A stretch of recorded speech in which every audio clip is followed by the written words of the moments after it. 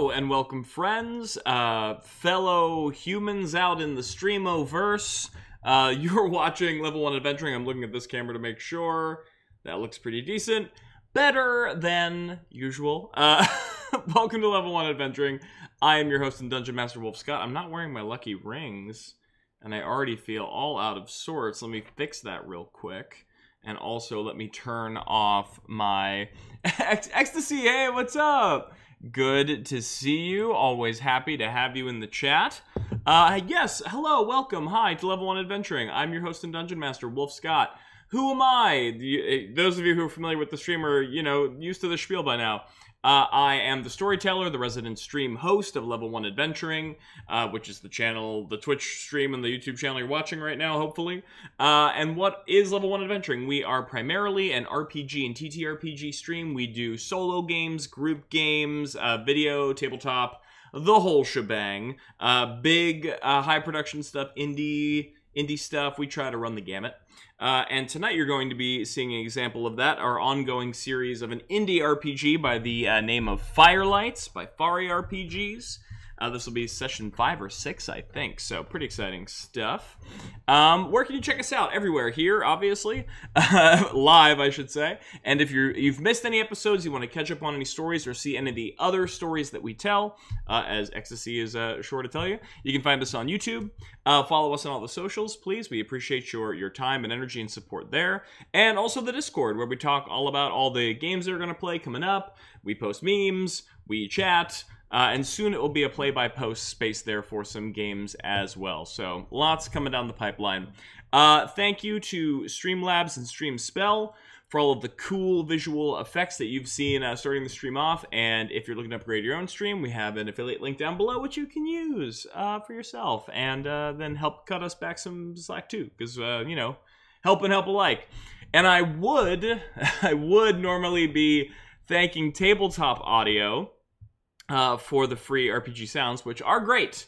But I've been noticing in the couple playbacks of the Firelight stream where I use a lot of the Tabletop Audio music, it seems like the longer that it loops, the quality kind of gets weird and a little grainy and crackly, which is unfortunate, because I do like having the atmospheric tones of the music, but I don't want people to feel like they are having to suffer through some weird, crunchy headphone stuff. So, looking for an alternative currently. I think I'm just going to bite the bullet next paycheck and maybe buy one of the free music services like Epidemic Sound or something. I'm sure they have, like, generic fantasy, tracks that won't get me in trouble with any strikes, copyright strikes. But yeah, so normally, I mean, hey, thank you, Tabletop Audio. You are great. I love you a lot.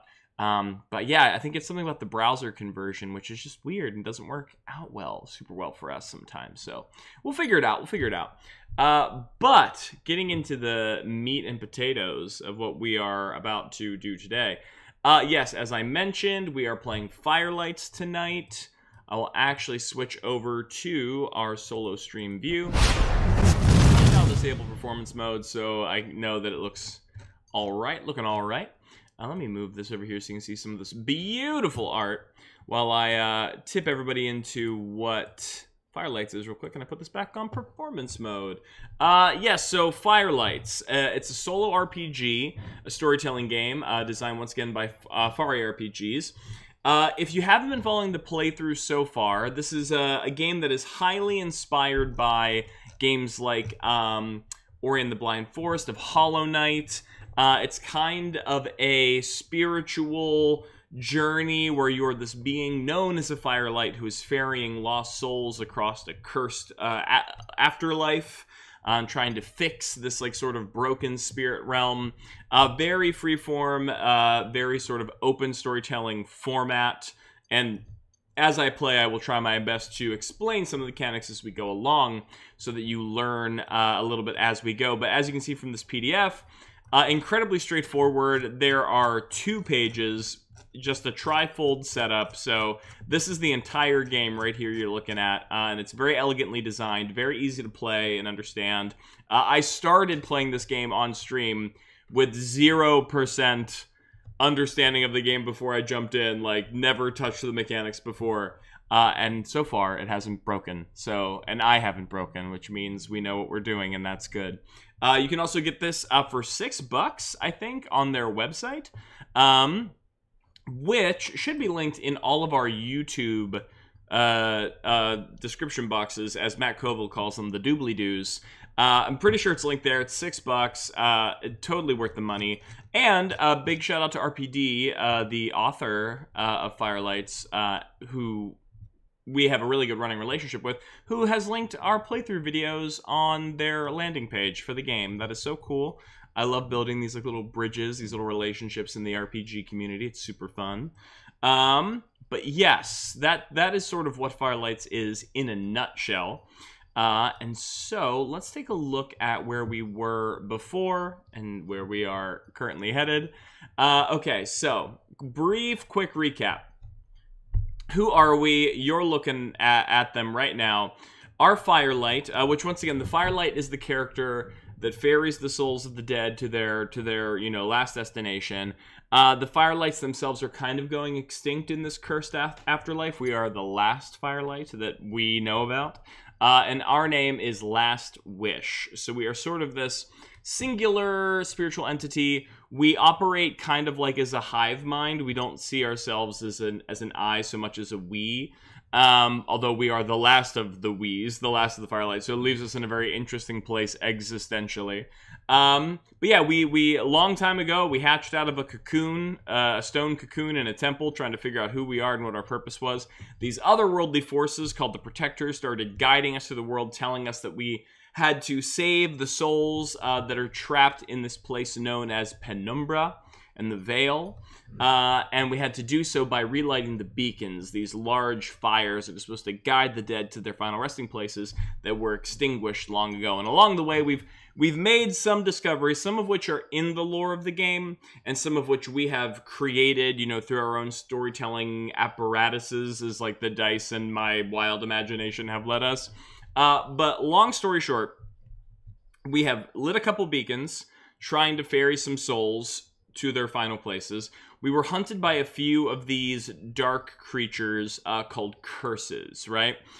We've evaded some, evaded one in particular multiple times, but through our last couple of playthroughs, what we've begun to realize is that the curses themselves, although they are an antagonistic force and they are hunting us, they're actually sort of what's the word? Oh, Stella, welcome. Howdy, howdy. Howdy, bowdy, I should say. Howdy, bowdy, howdy, rowdy, bowdy. We've sort of discovered along the way that the curses, although they are antagonists, they are sort of, sympathetic antagonists, in that they, in our headcanon, are actually spirits. The same spirits that we need to ferry to the other side. The curses are spirits that have been sort of magically corrupted by the darkness that has taken over the afterlife. And more so, we've discovered that a lot of this darkness is coming from this other being, where we have the Protectors, who is supposed to help guide the Firelights to do their due duties. There is this other deific presence in the world, which a few characters through our imaginations have dubbed the Doom of the Veil, right? The sort of like otherworldly force, which has sort of been asserting direct control over a lot of these curses and having them hunt us and do bad things. Loki says, gotta fix those broken souls. We're trying our damnedest, Therapy Mantis, as Last Wish has been dubbed, which I love that nickname so hard. Really trying their damnedest, but definitely has their work cut out for them. So yes, we've been hunted by these curses. We found out that they were just like corrupted by the Doom of the Veil, who's the real big bad. Doom of the Veil, says Stella, I can fix them? Oh no. Oh no, if I had a nickel for every time. For every time I've looked across the bar and made eyes with the Doom of the Veil and thought, this time it'll be different. It's never different. But long story short, I keep saying that, and it doesn't get any shorter.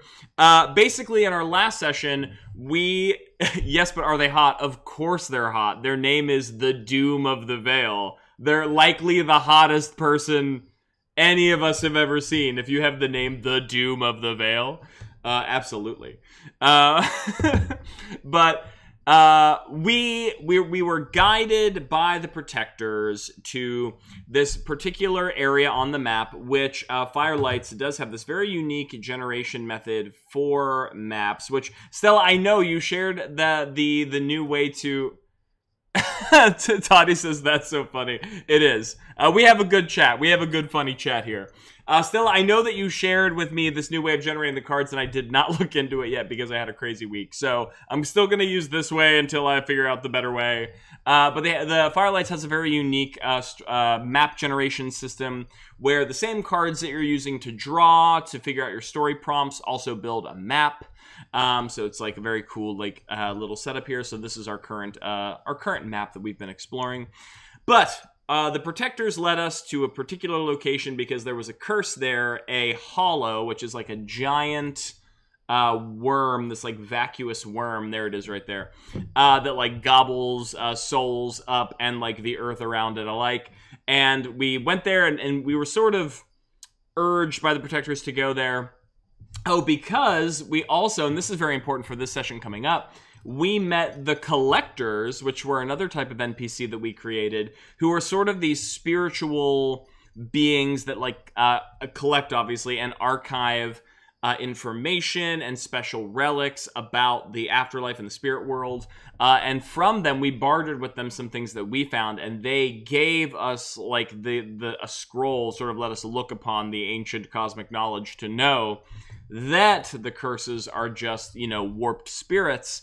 And so with that knowledge in mind, we're like, oh, hell, we got to go and see if we can... This is a scenario where it is appropriate to say, I can fix them. Because that's literally what Last Wish did. Last Wish looked at this giant, like, hungry soul and said, we must fix them. And so basically we had this combat where... Last Wish was essentially using their firelight powers to try and appeal to the soul that was trapped inside of the curse and try to coax out their better nature and have them push away the influence of the Doom of the Veil. And it was very back and forth because the Doom was trying to assert control and we were trying to free them and yada, yada, yada. But then eventually, of course, good won the day as we broke the control of the Doom of the Veil over this hollow. And its like shadowy form bled away, and in its place was a lost soul. Through our talking with the lost soul, we found out their name was Anar. They were previously at one point a human hunter, a mortal, and as obviously now, of course, wrestling with the concept that they have been doing terrible things in their transformed state for untold amount of time, right? Like who knows how long they've been in the afterlife doing this. But we have assured them that it was not, you know, their true selves, and there's still a chance for them to be redeemed, and we will help them. And so our sort of goal then was to lead this soul to a beacon, you know, to help him get to the other side. That's what we are to do. That's our whole point. But the only one that was nearby was the beacon that was previously found in, where are our friends here? These guys, the caretakers, who are another type of spiritual being that we generated for our story. They help take care of the husks that the dead leave behind and sort of enshrine them. So we came over to the caretakers and we're like, hey, I got this soul. We're trying to save him. Knock, knock, let us in. And then it turns out that the caretakers were not so hyped about letting Anar in because they were able to recognize they've seen the mortal husk before. They knew... that the husk was once a human that was transformed into a curse, and they didn't necessarily trust letting a possibly cursed soul back into their temple. So they said, hey, listen, you want to let Anar in? He has to prove that he is on the up and up, and so has tasked us to find a relic of the protectors, of sort of our shared deific guardians here. Because that will apparently prove that he's pure of heart if he can ferry this artifact back with us. So we said, okay, if that's what it's going to take, that's what it's going to take. And we turned around and we decided to try and see where to go next. So we did a bunch of rolls to figure out where our next location would be. and we rolled some very cool results, which I'm excited to see resolve eventually. But the first one we got, which is the one where we're headed to, we got the Mountains of Money. You can see there's this little table here that you can roll on to help you generate locations in the story. So the Mountains of Money. So through our deductive reasoning here, we started figuring out, well, what does a mountain of money mean to a spiritual, realm? And so what we decided is that the Mountains of Money are actually a giant vault. It's where the collector's it's like the collector's home base. It's part museum, part tomb, like enshrined tomb of like ancient things, and like, a bank of sorts of valuable objects and knowledge throughout this multiversal plane, right? And so we said, well, if anybody's going to have a relic that pertains to the protectors of old, it's probably going to be the collectors, so let's go there. And we started journeying. We traveled our way up the mountainside when there was a crack of sort of dark lightning above our heads, sort of red light, as a devious voice started whispering in the back of our ears. And it was very much the presence of the Doom of the Veil making themselves known, none too pleased about our absconding with the soul of Anar, and sort of ruptured the earth underneath our hands and feet as we were climbing, almost launched us into the dark below, but we managed to hold firm. Not first without accidentally, as we reached forward to grab Anar before he plummeted into the darkness below, one of our treasures that we had previously captured, which we were hoping to barter with the collectors, slipped from our grasp, and tumbled into the ravines below. So we kept Anar, but we lost a bargaining chip in our journey over here to the collectors, which is not the best. But that's the small price you got to pay when you're doing Firelight work. And so that's kind of where we left. We left off with just us cresting the hill to the top of the collector's like little stronghold here. Okay, so I'm gonna go back to the Three of Clubs because that's where we are right now, which is right here on our sheet. All right, so so taking us into the fiction, we're back here. Last Wish, who, if everybody needs a little reminder, there's Therapy Mantis right there. How long is the stream going to be here for tonight, Toddy? Great question. I'm hoping to shoot for an hour and a half. I don't want to go too much later than like 10:30. I'm already kind of running late, but we'll see what happens. Depends on where we get around that time. If there's like a really big dramatic moment, I might play it out. I've definitely done that before.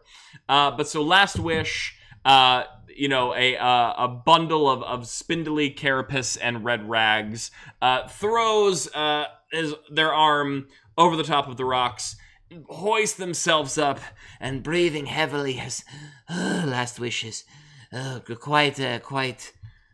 quite weary and worn after such a long journey. Reaches down, and from beyond the other side of the rock, you see the pale, somewhat translucent hand of the only partially corporeal form of Anar, sort of grab wrist over wrist as they hoist upward, and they flop over to the top of the rock side, breathing heavily. Anar, flops over on their back, takes a couple of deep breaths. Thank you, Firelight. That was too close for comfort. And Last Wish, sort of. I like to imagine that Last Wish does sort of that very almost instinctual sort of bug-like mantis thing, was sort of grooming one of their antennas down, brushing it free from any rocks or debris. It is this one's duty to save your mortal soul, as it is whatever you have left of your immortal form, and just sort of like bows their head in acknowledgement of Anar. And then you see Anar sort of pop his eyes wide open and sort of look over the edge and see that endless drop into the abyss below, and says, "Something fell from your robe when you reached for my hand. Yes, this one did notice a sudden loss of weight to their pack. Was it something you needed? This one does not yet know.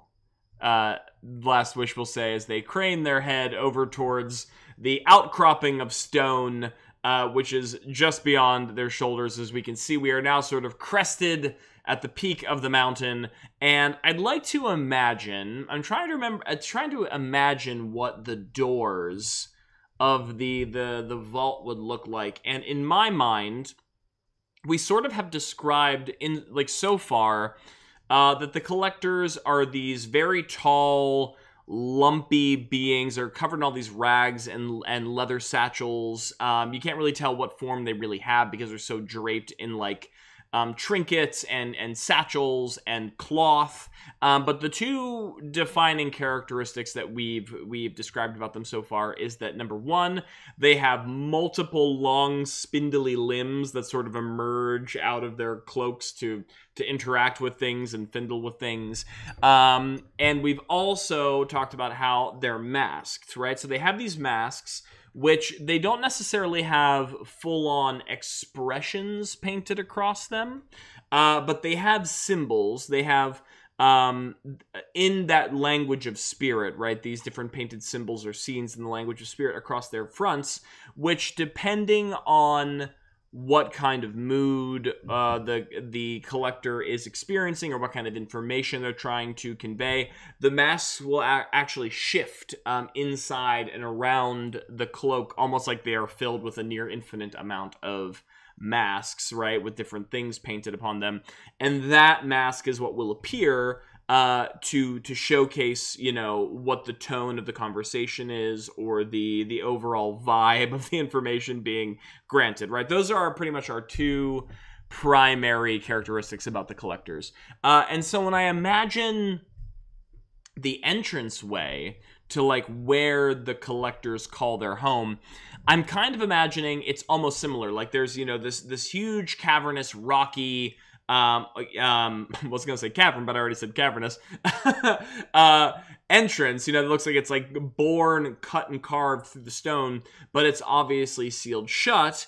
And I imagine that it is sealed shut by an almost completely smooth, almost like it sort of boggles the mind how one piece of metal could be folded and blacksmithed, if you will, crafted into such a smooth, solid, singular piece, like a sheen of metal, which is almost in the direct shape and style of the mask that the collectors wear. It's sort of pressed into the side of the mountain, gazing downward, almost like as if there was a giant collector just sort of staring down at the clearing before whoever is approaching their sanctum, if you will. And so Last Wish and Anar, you know, we're off to the side a little bit. Last Wish has just looked at this massive, you know, blank sort of metallic door, or what we think is a door, and says, you know, I do not yet know. And then looks back to Anar. Come, we must treat with these collectors if we are to have any chance of taking you to the beacon. And Anar gives a resolute nod as we both stand.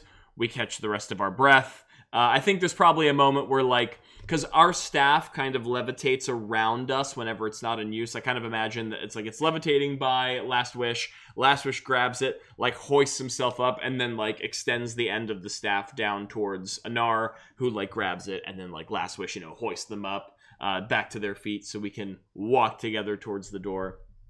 And I definitely feel as though, as we are nearing the precipice, you know, the front of this cavernous opening, there's definitely a feeling that we're being watched. And there's no sentries, there's no guards, you know, there's no watch houses or towers that are surrounding this outcropping.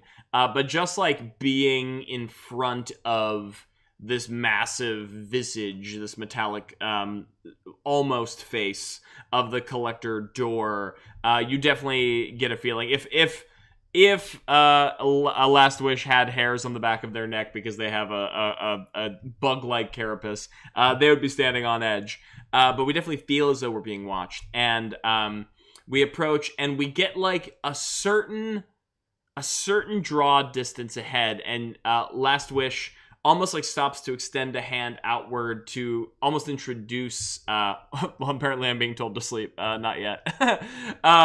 Almost about to introduce themselves and their party to the collectors, when there's almost like this whirring metallic sound that comes from behind the door, and you can see almost like you're watching the reflection of like the mountainsides and the landscape around the peak of their mountain, like reflected in that sheet of metal. All of those shadows and blurs begin to like almost mix together and like move on their own on the front of the mask until they like darken and they actually become something akin to the same paint or carvings that show up on collector masks. And it like assumes a position which we can only feel as though is one of sort of what's the word, a defensive cataloging. You know, we're being watched, we are being discerned of, as like this painted eye like symbol. It just gazes down upon, maybe it even emits like a soft light, almost like a spotlight, you know, sort of where we're standing. And so like this one, you know, begins like almost is immediately cut off as there's another hollow. We kind of described the door is judging us, says Loki. The collectors are profiling, says Stella. Listen, the collectors, they got a lot of important stuff back there. They can't just let any old ancient firelight, the last of their kind, and soul just wander about. They got to be discerning.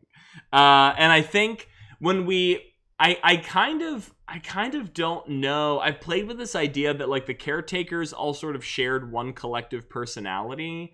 And I don't know if I'm sorry, not the collectors, the caretakers did. I don't know if the collectors do. Why don't I ask the Oracle? Are these sort of like a hive-mindy kind of thing? Much like the Firelights and the caretakers, or are they something different? So I'm gonna ask the Oracle. I'm gonna let fate decide on this one. So when I want answer to a question, I'm looking down here in the Ask the Oracle section for those following along with the mechanics at home.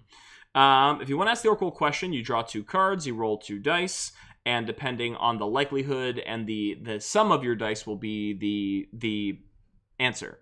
So I'm going to say it's just as likely as it is unlikely that they share some sort of collective consciousness. So it's a +1. So now I draw my cards. I got an 8 and a 3. Okay, we got a high and a low. And I'm going to grab my dice, and I'm going to blah, blah.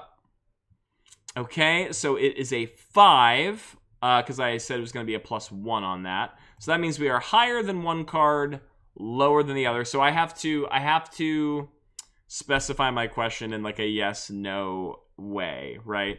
So do the collectors share my collective hive mind?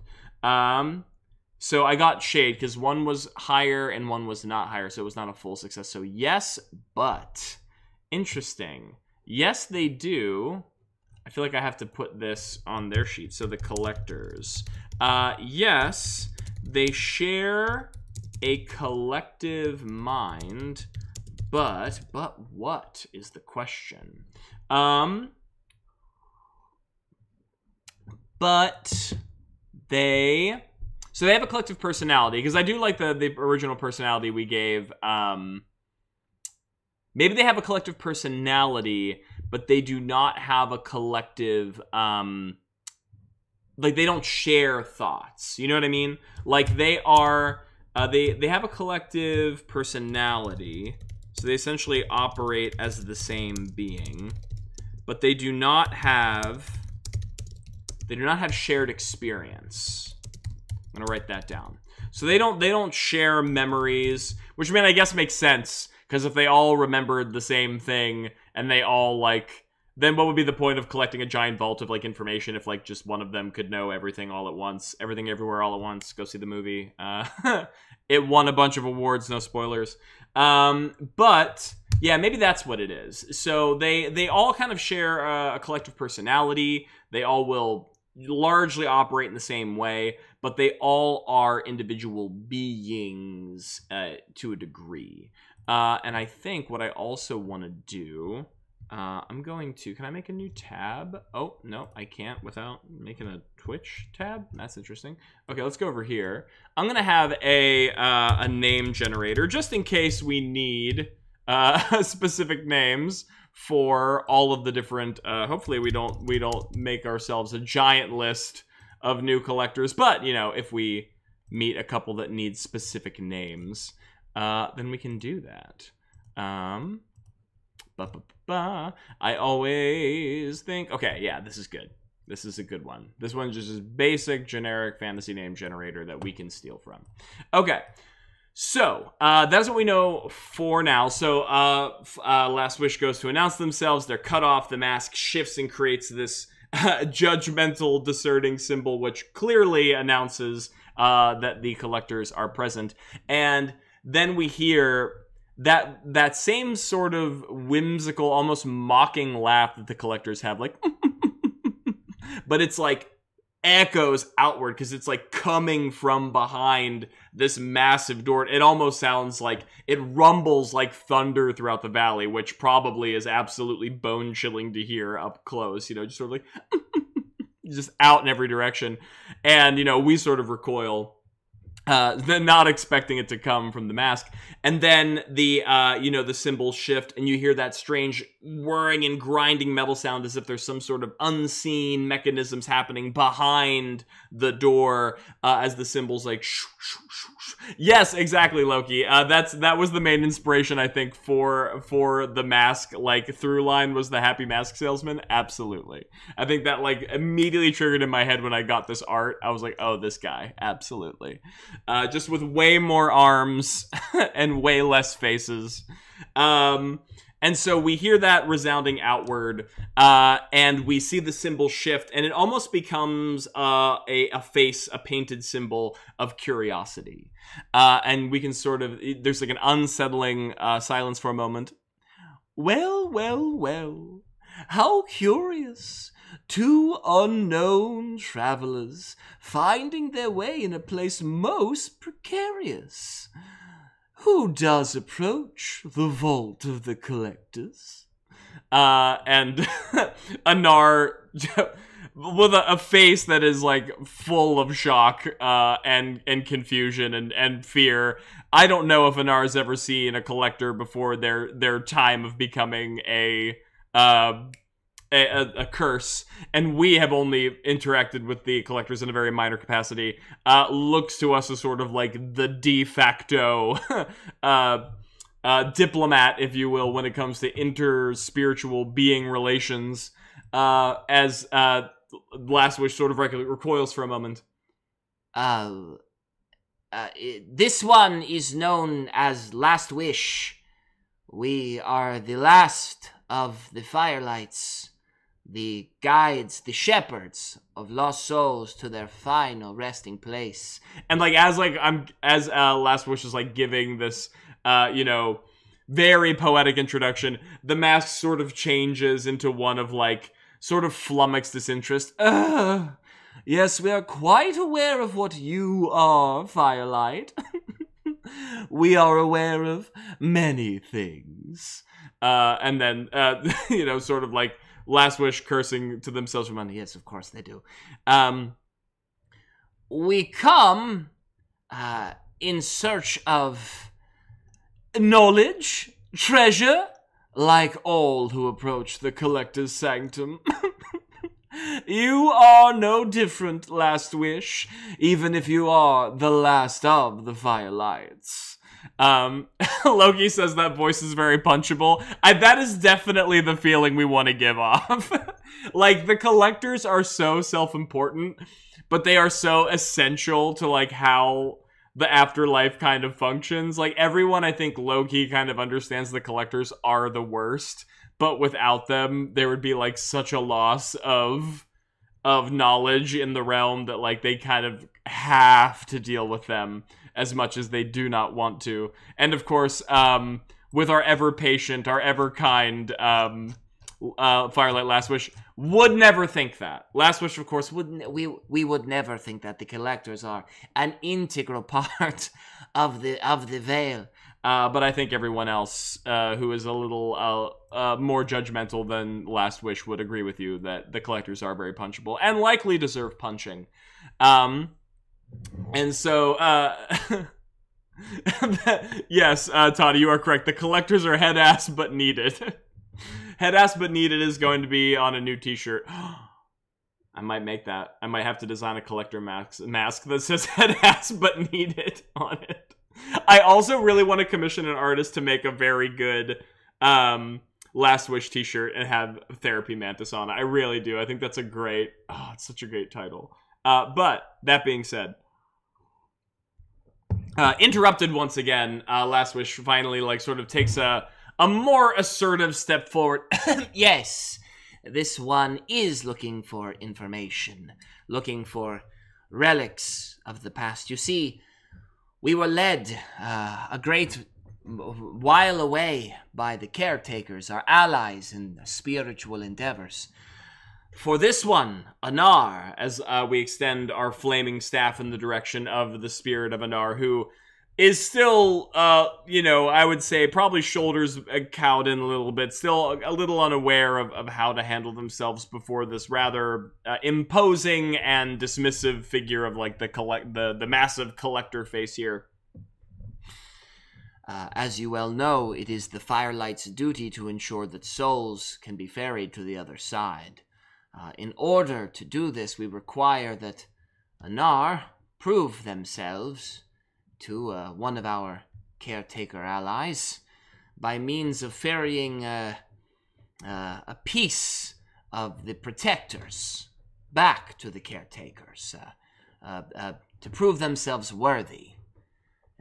We know great and wise collectors that, have a grand repository of information and relics which are essential to not only your survival, but the survival of your lost soul.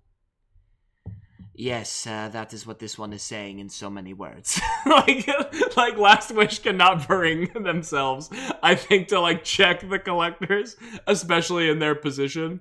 And the collectors love it. The collectors are, like, eating it up.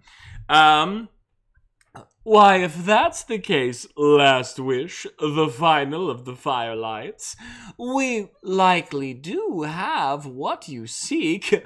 We have many things that are sought, after all.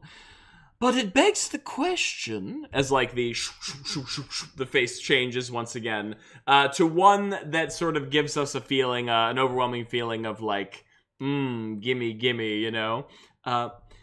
What have you brought in service of the Collector's grand mission of cataloging all that happens within the Veil? And, you know, us knowing full well that this was always going to be the case, we were going to have to barter and deal our way with the collectors.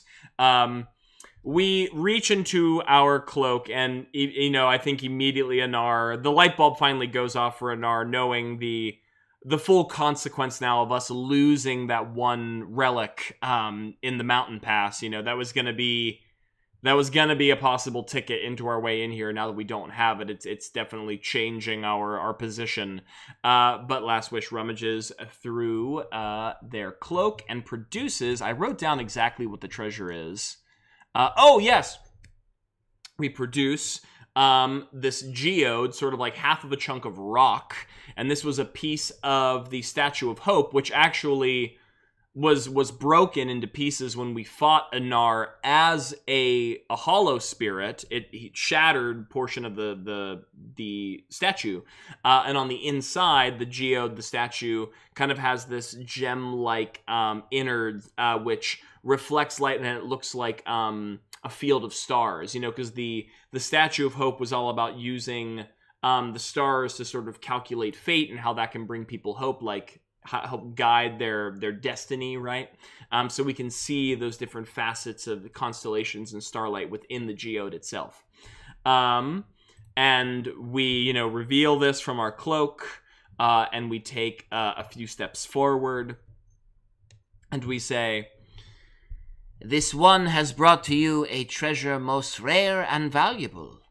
Not many statues that stand from the first days of the Veil are able to be broken apart, reduced to pieces, but we have found one, and within it the infinite knowledge of the hope therein resides." as we lift it and twist and catches some light and makes some sparkles. You can see the face even changes, and there's definitely a sort of now, it's almost like an expression of whimsy of ooh, how exciting.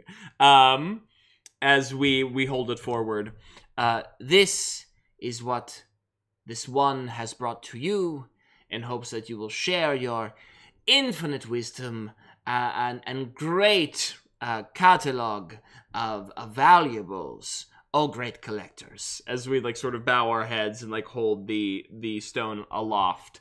And I think this is where we kind of have to make a big choice here, because I think essentially what we're doing is we're buying information, right? We're more so we're buying passage, but we are sort of buying information.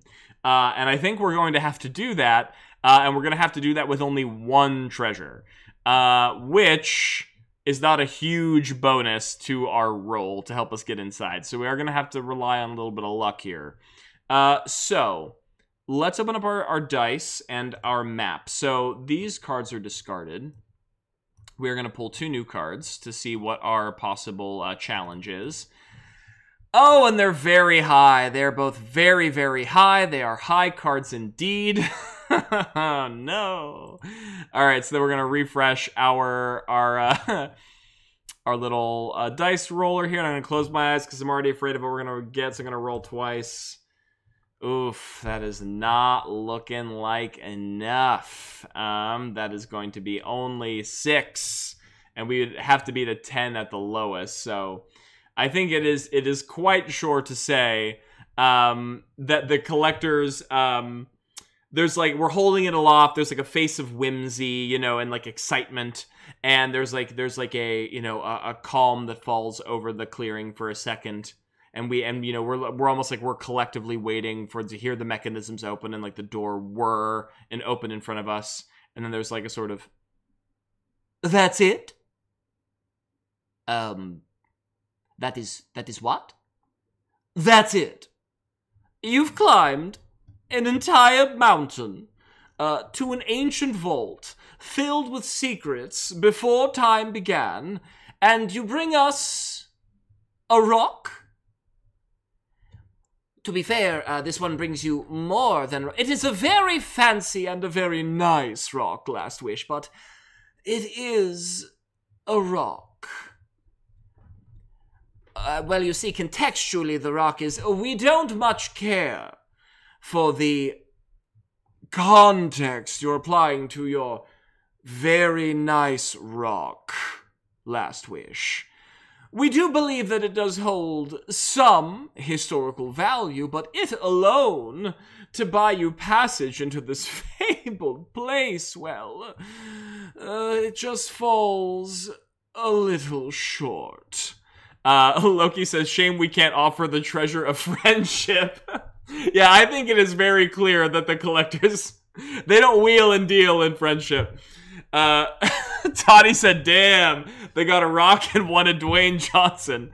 "I come giving to you the Scorpion King himself. I come giving you the star of Jumanji 2, I think? Was it not the... I think there was one of the Jumanji sequels. And so we are feeling a little unmoored in this moment as we're sort of looking at our treasure. So far, everything that we've managed to find has gone over fairly well in terms of a bargaining chip, but this will not be enough. As we sort of look back at our stone, we look at Anar looking at us sort of plaintively, we can't just give up now. And says,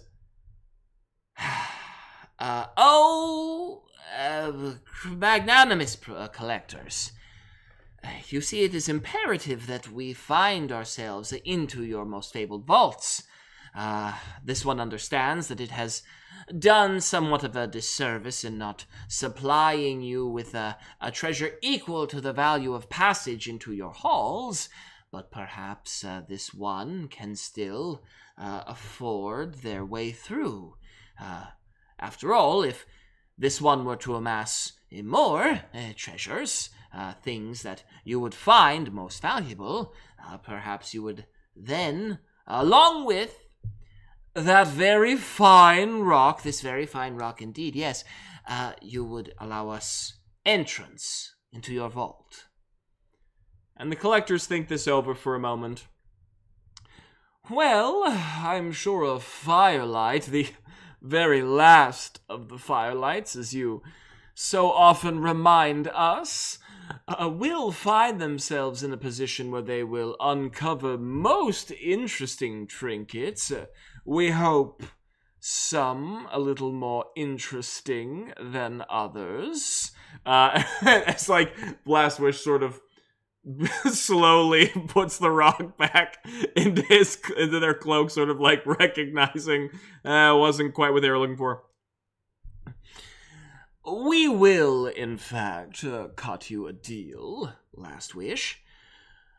Find, in your many travels, more wondrous trinkets, ones that hold a little more value than what you have currently brought up this way, and we will, in fact, reconsider our position in not allowing you passage into the vault. How does that sound? And then like a gnar under their breath, like to the side. It sounds like the only option that we have. As like the mask like shifts in position, and like you can see like the beam of light almost like cut directly onto a gnar off to the side. Sorry, what did you say there? Yes, I couldn't hear you, soul who desperately needs our aid and help into crossing over to the other side. Did you say something? No, collectors. I didn't say anything. Like the shifts back to like a full look upon the clearing. As we suspected. Last Wish. It was so good seeing you. We will make sure to record your visit here in our great annals. It's not every day that the last firelight to ever exist climbs a treacherous mountain pass to the top of its peak. But unfortunately, you will have to climb all the way back down. For now. And, you know, Last Wish, their antennae curling downward in sort of a very visible display of disappointment. Yes, of course. This one recognizes the value of your services and would not dare disappoint again. Oh, so happy to hear you say that. Now, I do believe you know the way back down. We are well aware. It's like Last Wish turns around on their mantis-like heels and begins to walk dejectedly back towards the direction of the mountain trail. Oh, do come back again soon! And with an armful, we mean it, a veritable armful. We walk our way down, like cresting a wave from the top of the mountain, you can once again hear that like echo throughout the valley as the grinding metal shifts again and the paintings and the etchings disappear off the face and we are left alone. The presence of the collectors leaving us. So, unfortunately, so we still have our treasure, at least in my head, my head canon. I don't think we've spent it yet, at least. It's on loan to the collectors so far. But unfortunately, it was not enough to get us where we needed to go. So we need to go someplace else to hopefully find things that are of value to the collectors. So I'm going to take a look at our map, and I'm going to review the locations that we have not been, because I imagine those will be places where there are a good chance of finding treasure. So let's where's my what? When I say ba ba ba ba in my head sometimes, it is, I know it doesn't come out this way because I just go ba ba ba ba. It's like sort of like my phrase to help me link my thoughts, but in my mind, more often than I care to admit, it is ba ba ba ba ba ba ba ba ba ba ba ba ba ba ba ba ba. Which, if any of you are as as poorly wrought in the brain as myself, will recognize that as this part of the Halo theme, or one of the Halo themes, which Toddy and I, many years ago, played together on the very hardest difficulty setting. Because we stayed up till 4 a.m. and we beat it. Okay, that's a little side tangent. Yeah, exactly. Toddy's warthog crossed the finish line. Saved the universe. Toddy did.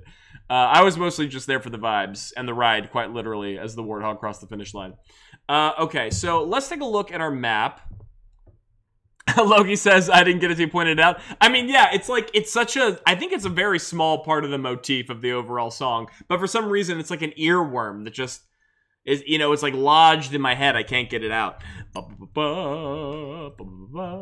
Okay, so we're leaving the 3 of clubs. We're leaving the mountains of money, which means we are here on the map, which means the nearest locations to us are the King of Clubs, which are the caretakers, so we can't go back there because they don't want us to come back there until we actually have something to give them.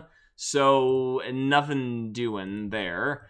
So that means the other locations that we have are the Tree of Time and the Glade of Freedom. These are the 2 locations which we have not yet researched or discovered yet. So that is either the 5 of diamonds is here, which is technically the closest to our current position, right? Because the 5 of diamonds is the Glade of Freedom, the Ace of diamonds. Oh, that's far away. Yeah, we can't even go there next. So I think we do have to go to the Glade of Freedom. Although as much as I wish we can go to the... Well, Loki says trees, ... Yes, on our stream, as everyone well knows who's watched our rune playthrough, we don't do well with trees. We have some very traumatic experiences with trees, which we are working out together. But in this scenario, the Tree of Time, I think, is a very cool prompt. I feel like that we could come up with a lot with that. But unfortunately, in the map, it's too far away. We'd have to go multiple places. Let's change tree history, says Dottie. We can rewrite it. As we look at the line of trees in the distance, I can fix them. Well, as long as these trees don't try and drink our blood and then make explosive bone root traps that try and kill us while we're fighting cultists. Once again, check out the rune playthrough. There's some weird stuff. Yeah, I can fix them with an axe, says Loki. I can fix them permanently. So yeah, I think it's gotta be the Glade of Freedom. Oh, that's such an interesting... That is such an interesting combination of word. Combination of word. So, first of all, an open space in a forest. I'm looking at the definition of glade. Okay, well, all right. I'm starting to generate some ideas, but I also want to what's the word? I guess I should ask, because we are traveling in the world, and this is an RPG where danger is afoot. Is there the chance that that something dark and mysterious finds us as we travel? I guess too, as we're walking, we should we should consider the fact that we are walking with a Gnar. And, I think a Gnar, as much as we are feeling dejected, I think a Gnar is probably feeling doubly so, because, he just stood before the place that may have very well been his salvation. Whoa, level 1 construct going crazy in the chat. But yeah, I think, very much was stood before the precipice of what might have been their salvation, but, was denied. And so I think it's definitely walking with a certain amount of woe, weighing on them, weighing on him. And I think we see this. And, I think almost seeing that Last Wish kind of remembers themselves, and like, although it's like it's a heavy kind of burden to bear, always having to be strong for someone else.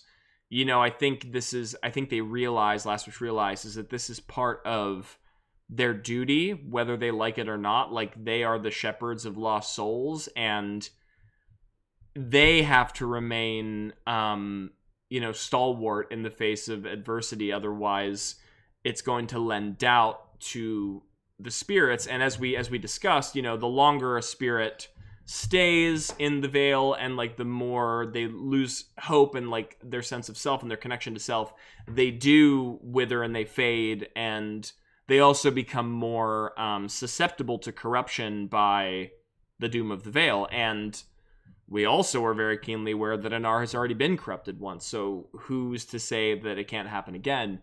And so I think, Last Wish sees this as they're like walking down the winding mountain path, and sort of, maybe straightens their stance a little bit, tries to carry themselves with like a newfound sense of vigor, and sort of, using their blazing staff as a walking stick, turns their head to the side.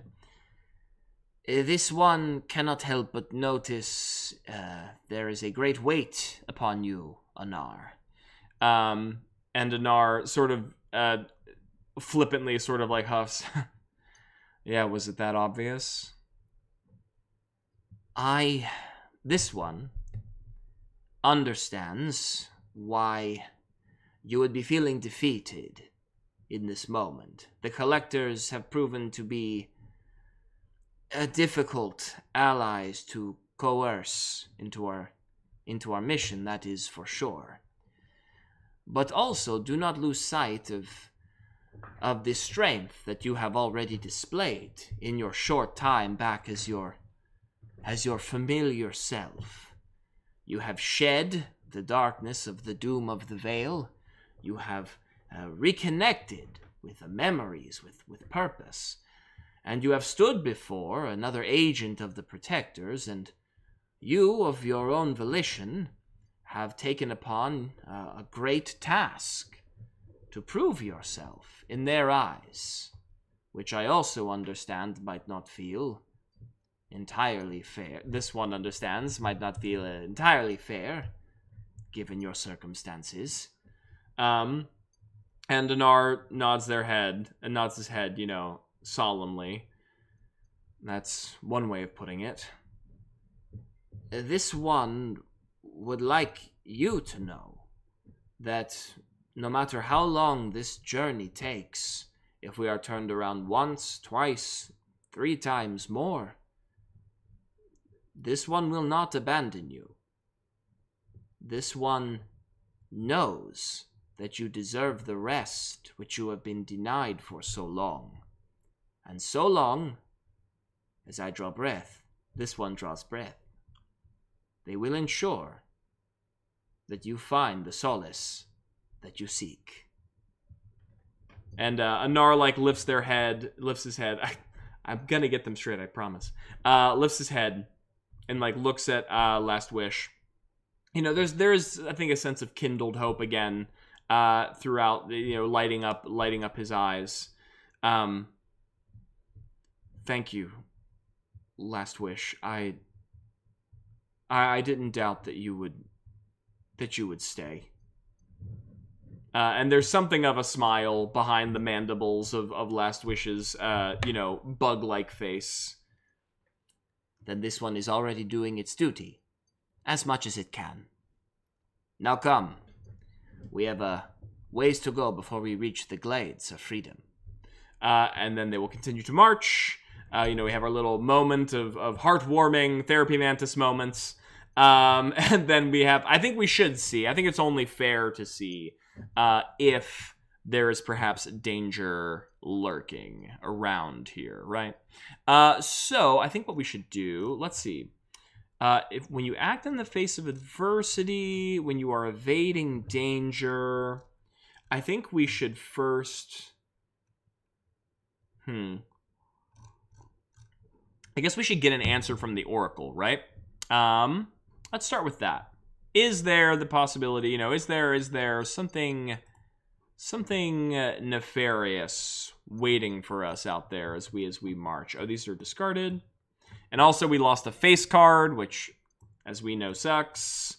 All right, draw. Okay, those are two kind of high cards, but they are doable. So, and once again, we have to ask our question in the form of a yes/no question. ask our idea in the form of a yes/no question to get, I think, the easiest results. So, yes, there is. Well, I didn't roll yet. I shouldn't answer myself. So roll. So 8 plus 1 is 9. So the answer is light. So I guess I should answer this the other way, because light implies good, darkness implies bad. So I should say that yes, we are safe from danger, right? There is no threat, because light implies good, not bad. And so it's a yes and moment. Improv 101. So there is something good that comes out of this journey as well. There's like a bonus. What is the little bonus? Maybe we stumble across someone or something. Maybe we stumble across like another treasure of some kind. You know, to maybe help us out. Let's see. We'll ask the Oracle a couple more things. Why not? Let's just lean into it. Okay, so yes, no question. Let's start with, you know, do we find something of value on our journey? Bum. Ooh, another face card. Oh, they're really wrecking us with these early face cards. For those of you who are not familiar with the setup of the game, when we build the map that you're seeing here as we explore, the face cards represent the beacons, the actual places of rest that the spirits need to find to pass on to the other side. So every time we draw a face card in like a challenge, that means that's one less face card that has a possibility of making it onto the journey map. So it just means our journey becomes a little bit harder and longer, you know, whereas if we drew them on the map, we'd have another beacon. So, you know, it's unfortunate for us, but, and it's unfortunate because it's a high roll, but we'll try it again. So I think this is likely because we already asked, there's a yes, there is something good. So I think I'm going to give this a +2. I'm going to roll twice to see what happens. Turn my head. Oh, that actually might be very good. So 10 plus 2 is 12. Kings are worth 13, though. That is an important note. It says so right here, if you can see me circling that bit of text. So that means we only get shade, which is yes, but. So we do find something of value, but there is a but. Okay, but there is a but. But there is a but. All right, so what is the but? We know that there's no danger there, right? We know there's not like a curse there, because that would have been our first question. We know there's something of value there, but it's also not just readily accessible to us because there's a but there. So what is the but? You know, I'm like 5 years old. What is the but? And I giggle. Okay. Let's take a look at maybe some of our, perhaps there is there either an obstacle or another person in our way? It's either an obstacle or a person. And I'm going to ask first. I'm going to ask if it's an obstacle. Well, yeah, I'll use the system. I was gonna make it a random roll, but like we have the system here for a reason, right? So like let's use the system at our disposal. Let's show the mechanics in play, right? So people learn how to play the game. So I'm gonna draw 2, neither of which are face cards. We love that. So I think it's likely to be one of the others. So the first one I'll ask is it like an obstacle? And then if it's not an obstacle, it'll be a person. So is this an obstacle? Roll twice. Bum. 7, 8. So yes, yes, and it is an obstacle. Okay, interesting. So we're walking down through the mountains. We're trying to head from the vault to the Glades of Freedom. and we see an obstacle that is holding something of value that could be valuable to us. I think this is a good opportunity for us to maybe roll on this table here.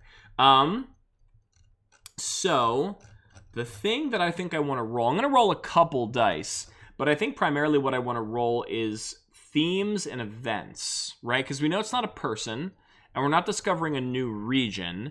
So I think we're going to let theme and event sort of guide our hand here and see maybe what we're uncovering that could help us in our journey. Hopefully that we could turn into treasures for our very needy friend Dinar. So then let us roll some dice. And these aren't looking for specific values. We're using the table to generate possible answers. So I will roll 2 sets, and then I'll just mix and match and see kind of what works, right? So I'm going to go bump, bump, bump, bump. So 3, 3, 6, 2. Okay. So 3, 3 event is, we got time again, which is interesting, or sabotage. Ooh, sabotage. That could be fun. And then we got 6, 2, which could either be sacrifice or help. Interesting. Sacrifice, sabotage, time, and help. So we could either be sacrifice time, right? No, it could either be sacrifice sabotage. Whoa, sacrifice sabotage sounds heavy. Sacrifice sabotage sounds heavy. Okay, interesting. Or time, help. Help time. I think I want to keep time to the tree of time if we ever go there, because that is such a big, broad, our thing ripe with possibility. So to see a thing like on the roadside might not hold as much weight, but sacrifice sabotage is so interesting. And when I hear that, immediately what I think is, I think of like a monument, or I think of like a statue, almost like a roadside, almost like how you would walk through certain parts of our world and you might see like holy relics or like statues or like giant crucifixes or things like that. I think there's something along those lines that we see, which actually is so sacrifice, sabotage. Okay, when I hear sacrifice, I actually think of the Firelights, right? Because we've talked about how we're the last of the Firelights, right? So I think maybe that this is like a statue, a monument, which is like dedicated to the Firelights, to sort of represent, who knows, maybe this was placed like as the Firelights were sacrificing themselves and fighting the curses for the aid of the spirits and trying to push back the doom of the Veil, because obviously they've all been destroyed over these eons, were the last ones. Perhaps like their brethren were, making new statues of them and like erecting and anointing these monuments in their memory. But of course, over time, as we have faded from the world and the powers of the Doom of the Veil and the curses have become stronger, they would obviously deface the statues and destroy them and try to like use them as like a as like a symbol of the Firelights are dead. There's no hope, trying to wear down the spirits even more to like make them lose their hope and their sense of selves, so they give up and then they either fade away or become vulnerable to the Doom of the Veil. So I think in my mind's eye, although we've described and we've generated this art for Last Wish, and we've collectively assumed their role as the therapy mantis, I don't think that the Firelights are a uniform species. I think that we are, we do share thoughts and we do share a history, and we do, we sort of share a collective memory through the Protectors, but I don't think that physically all of the Firelights are the same. You know, I think some may, when they are hatched from their, like, cosmic cocoons, right, when the void, like, puts them together in accordance to the collector's wishes, I don't think they all look like mantises. You know, I think it just depends. I mean, obviously, because the whole theme of Firelights, the game, specifically states that you are insect-like, right? That your creature, your Firelight, is based off of an insect because it is inspired by, you know, properties like the Hollow Knight. I don't think we're all the same bug. I think it like, I can't say, maybe the soul chooses, unconsciously chooses, who's to say? But, you know, we see the statue, and perhaps how we know it's a Firelight is because they are dressed the same, you know? It looks like the statue of this insectoid being, which is unfamiliar. Their carapace, their mandibles, their antennae, the proportions of their bodies are not the same to ours.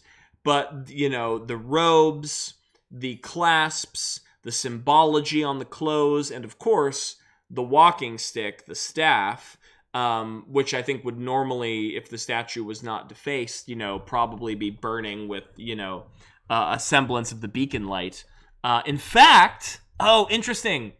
In fact, what if these statues were almost like markers, you know, like helping Firelights? I mean, I'm sure the Firelights and the Protectors all intrinsically have an idea of where the beacons are, right? So they can, like, guide souls there. But, like, it also makes sense that they would probably leave markers along the way for perhaps newer Firelights who are still getting accustomed to their like cosmic role, or even like spirits who have like lost the path, and like maybe like this is a place where spirits used to go when they lost the path, because they knew that Firelights would walk this way and they could be gathered back into the flock and like brought to the next beacon.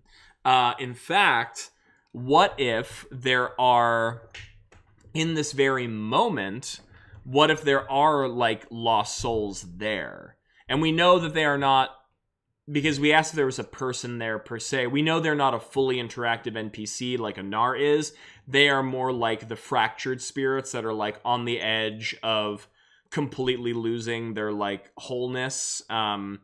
Much like the ones that were trying to jealously lurch themselves into the pond of hope, right?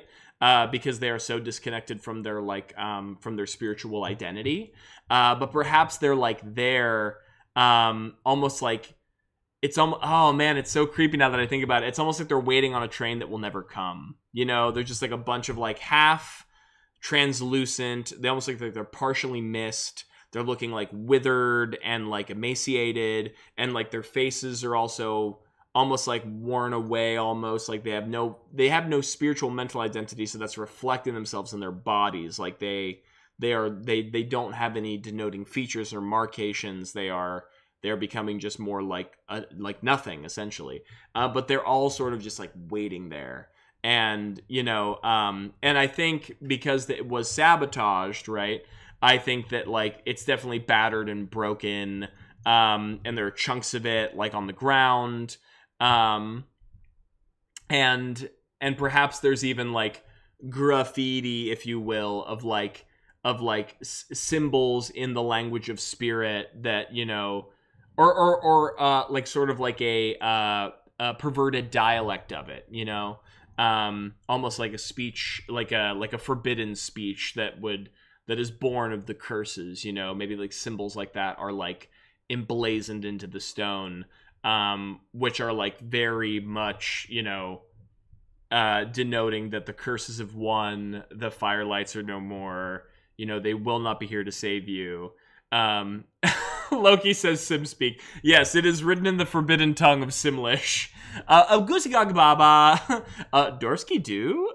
Just like, the ancient tongue, the forbidden language, Itorka Gooski Gaga. Like, that's what's written on the statue. But yeah, there's like I feel like it's this sundered statue that has been defaced and destroyed, but it is still somehow, even in these spirits like most primal like, you know, not firing with their full faculties of thought, they somehow still know to come here, like, even though it won't really help them right now. And I think even as, like, Last Wish approaches, some of them, in their sort of almost animal recollection of, like, what fire means and what the beacons mean, like, I think, like, they do look towards the staff, and they're almost, like, mesmerized by it, and they, like, follow it with their eyes, like, these, like, hollow spaces where their eyes would be. You know, like, they follow it, but they at this point, they don't even know why they're waiting, and they don't know who Last Wish is. And even if Last Wish wanted to communicate with them and, like, lead them away, I don't think they would know to do that yet. The realm is still too wounded, you know, and they are still too spiritually wounded to even recognize that. So I think, like, you know, Last Wish even tries, I think, probably approaches them and, like, you know, notices they're watching the flames and, like, begins, like, maybe takes a few steps towards the wind in the road as if trying to guide them, sort of like, come, this one shall lead you, shall guide you, follow. It is this one's duty. And you can see, like, some of them, like, might even, like, stumble forward, and then almost as if, like, they get too far from the statue, almost like they're almost as if, like, they're touching, like, something, like, hot, you know. It's sort of like like, you can almost feel them, like, recoil, like, if they get too far away, they're almost scared to leave the statue, and they don't even know why, but they just know somehow within them this is where they're supposed to be. So they might, like, hobble a little bit forward, and then, like, release, like, a ghostly wail, like, and then, like, sort of retreat back and get closer to the statue. As, like, Last Wish sort of watches them with, like, confusion and sadness, and you know, and Anar recognizes this, and says, Last Wish, I know you want to help them, but I don't think they can hear you, not really. And, like, Last Wish, like, looks at Anar and, like, looks back to, like, the lost souls. This one fears you are right. And Last Wish approaches the statue, because we do know that something of value is here, so perhaps there is something that we can scavenge from the remnants of the statue that can be helpful in our journey. So why don't we try to search for treasures? When you search for something lost, take action plus approach to see how many treasures you find. Okay, so I'm going to pull up my, oh my gosh, please be low, please be low, please be low. Oof. Okay, the jack is a little pricey. And okay, but the 5 might be doable. It says we take an approach, so we get to choose the approach with this one.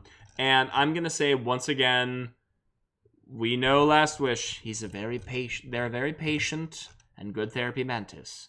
So we are going to take the patient approach.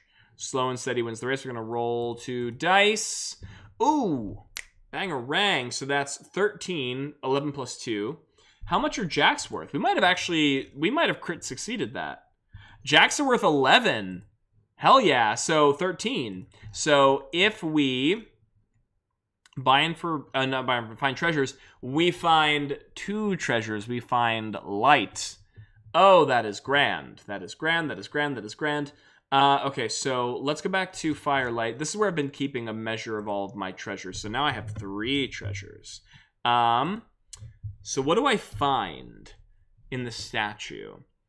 I think what Last Wish finds is, as Last Wish approaches the statue, we've talked about how, you know, the statue is holding a replica of the lantern walking staff, the flaming staff. At least at one point it would have been flaming, but because the statue has been mostly destroyed and defaced by the Doom of the Veil, I want to say the top of it, which is the place that would be holding the flames, right, has fallen and it's broken and it's scattered and it's like lying on the ground. And Last Wish sees that within the basin of like where the fire would be kindling, there is still like, even after all this time, right? Because it is sort of like the spiritual product of the protectors and like their magic.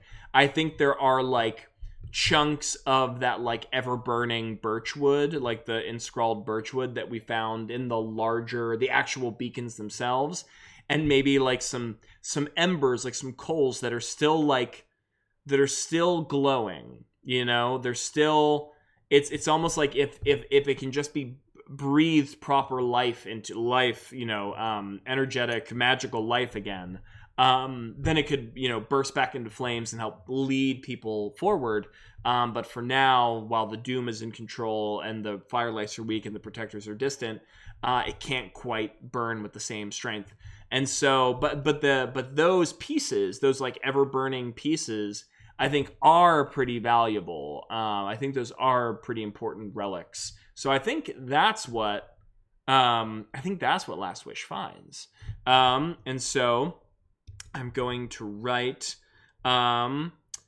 pieces of ever burning birchwood from the fires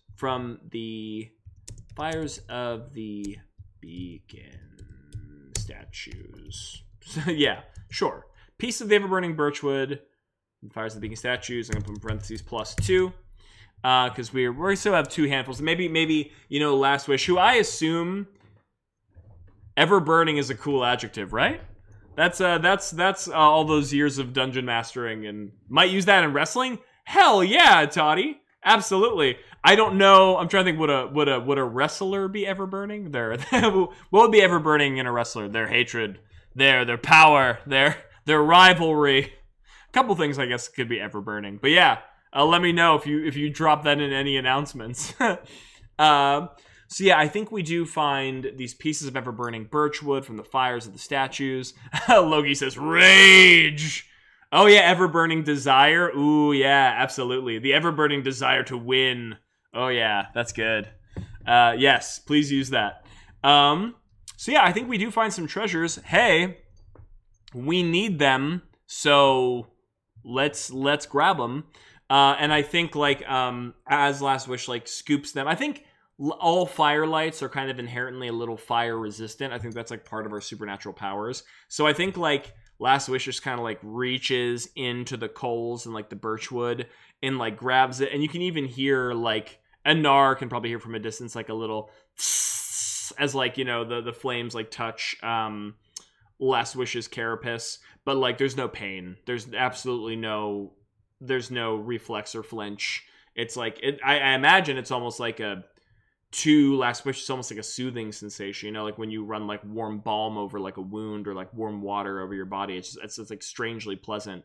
And just sort of like scoops it, and you know, there's all these leather pouches and like things, little containers on Last Wish's body, and like puts 2 handfuls of it into a leather satchel and like binds it up, which I'm assuming once again is probably in some way enchanted to help on Last Wish's journey. Probably robes given unto them by the Protectors have some inherent defenses against Protector magic, right?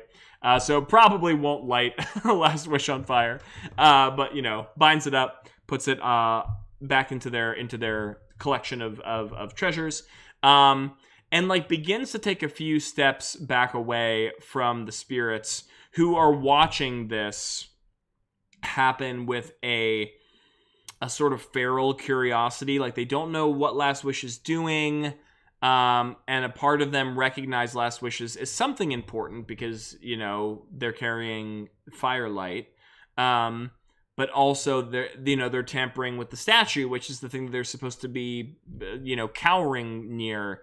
And so they're sort of watching this like alien act with like sort of a feral curiosity, not sure how to react. And I think Last Wish, you know, stands up to their full height and gives a forlorn, like long glance over at the spirits, and just sort of like solemnly, like resolutely, mostly for himself, but definitely out loud, like definitely to them. This one will return to you. This one will remember. You will not be left behind.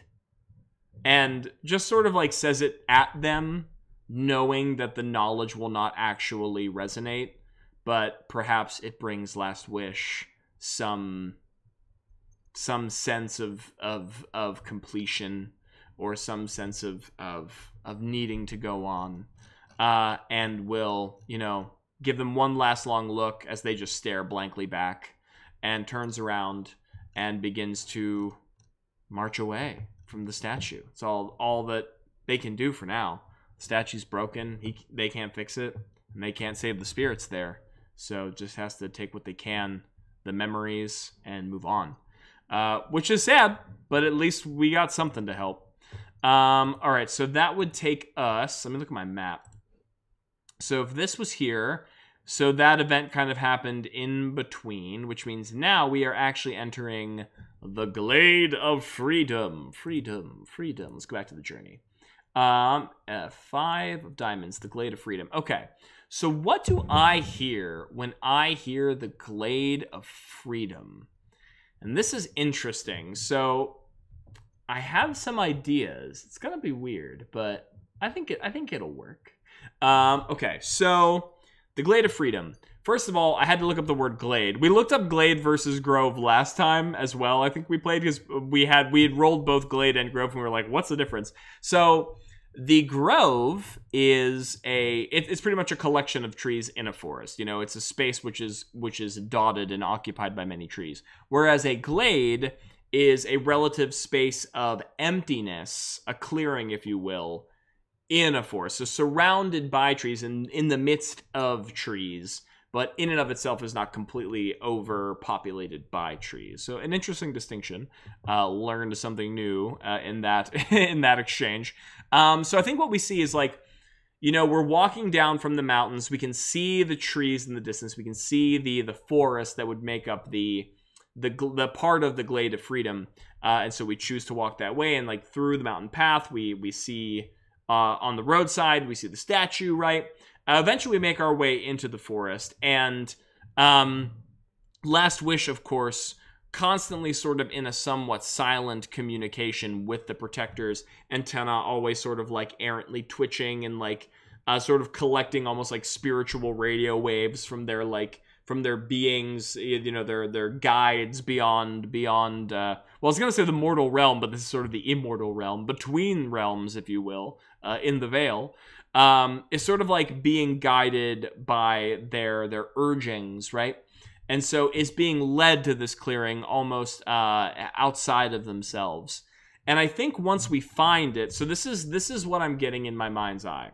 First of all, we've gone on to say several times that I think birchwood is kind of the overall theme for the Vale, because... And I'm sure there are a lot of different trees within mythology and spiritual practice that represent this, but I'm partial to birch because in what do you call it? In a lot of druidic, Celtic practice, birch is big, and I think it's my birth tree because they sort of also have a druidic what do you call it? Almost like an astrology, where it's instead of having an astrology sign, you have a tree that's assigned to you in your month and everything. And I'm birch. But what I know about birch from all of that is that at least in those spiritual practices, it is very much thought about to be a tree of renewal, of healing, of cleansing, right? And if we're in the afterlife, if we're playing with this idea that the Vale is a place where souls are sort of sent and recycled and healed, and then led to the other side, I think that the idea that birchwood is really prevalent, kind of has a thematic sense to it.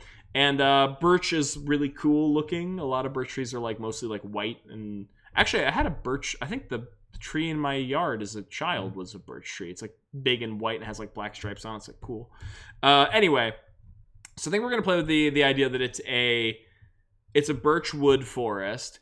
And I like the idea that, the realm itself is constantly held in sort of a midpoint in time, because once again, we are in the afterlife. We're not quite alive. We're not quite dead. Well, we're definitely more dead than alive, but we are not passed on yet. So I like the idea that the sky is always cast in between dawn and dusk, you know, it's like partially orange, partially blue, like you're watching the sun and moon on the horizon line, sort of, you know, almost at odds.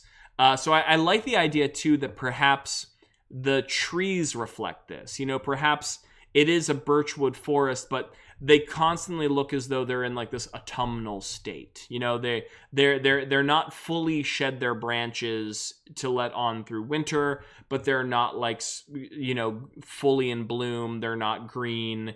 They all sort of have like these various shades of brown and red and orange, sort of depicting that they are almost also similarly like locked in time. And I think they're absolutely massive. I think they are, you know, much larger in scale and size and scope than like what we would see in the real world. I actually don't know how big a real birch tree gets. Loki says mostly dead, but slightly, they're only mostly dead. To quote the Princess Bride. Yes, slightly alive. There's a little bit of kick in there. But I also think they're much larger, you know, than any sort of a normal birch tree that we might see in our world. And when I hear the Glade of Freedom, okay, so here's the weird part. This is what I'm thinking is happening. You know, there's definitely this idea, I'm thinking of the spell Tree Stride in D&D, you know, where you can like walk into one tree and use it as a doorway to like another tree in the world. And, you know, birch trees, once again, cleansing, renewal, they're like sort of a doorway between like these spiritual states of being. I want to say that like there's these massive birch trees, and scrawled on the trunks of them are these like, you know, runes, once again in like a spiritual language, which are like glowing ever so faintly, the same like sort of twilight glow underneath the bark. And I think what is happening is that there are spirits, and these ones, of course, they're not fully cognizant like the other spirits, but it's sort of like this constant, or maybe are they spiritual beings like the Firelights, or are they something different? I'm having an idea here. I don't know where it's going, but that's what the oracle's for. Okay, so I know, or so in my mind, let me explain to you what I'm thinking here. I'm thinking that there's these like spirits that are sort of like walking to like one tree, and like almost like walking through the symbol, and like disappearing in like a puff of like light and like, you know, mystic smoke, and then emerging from another symbol in another tree, you know, far away, and then running to like another tree and like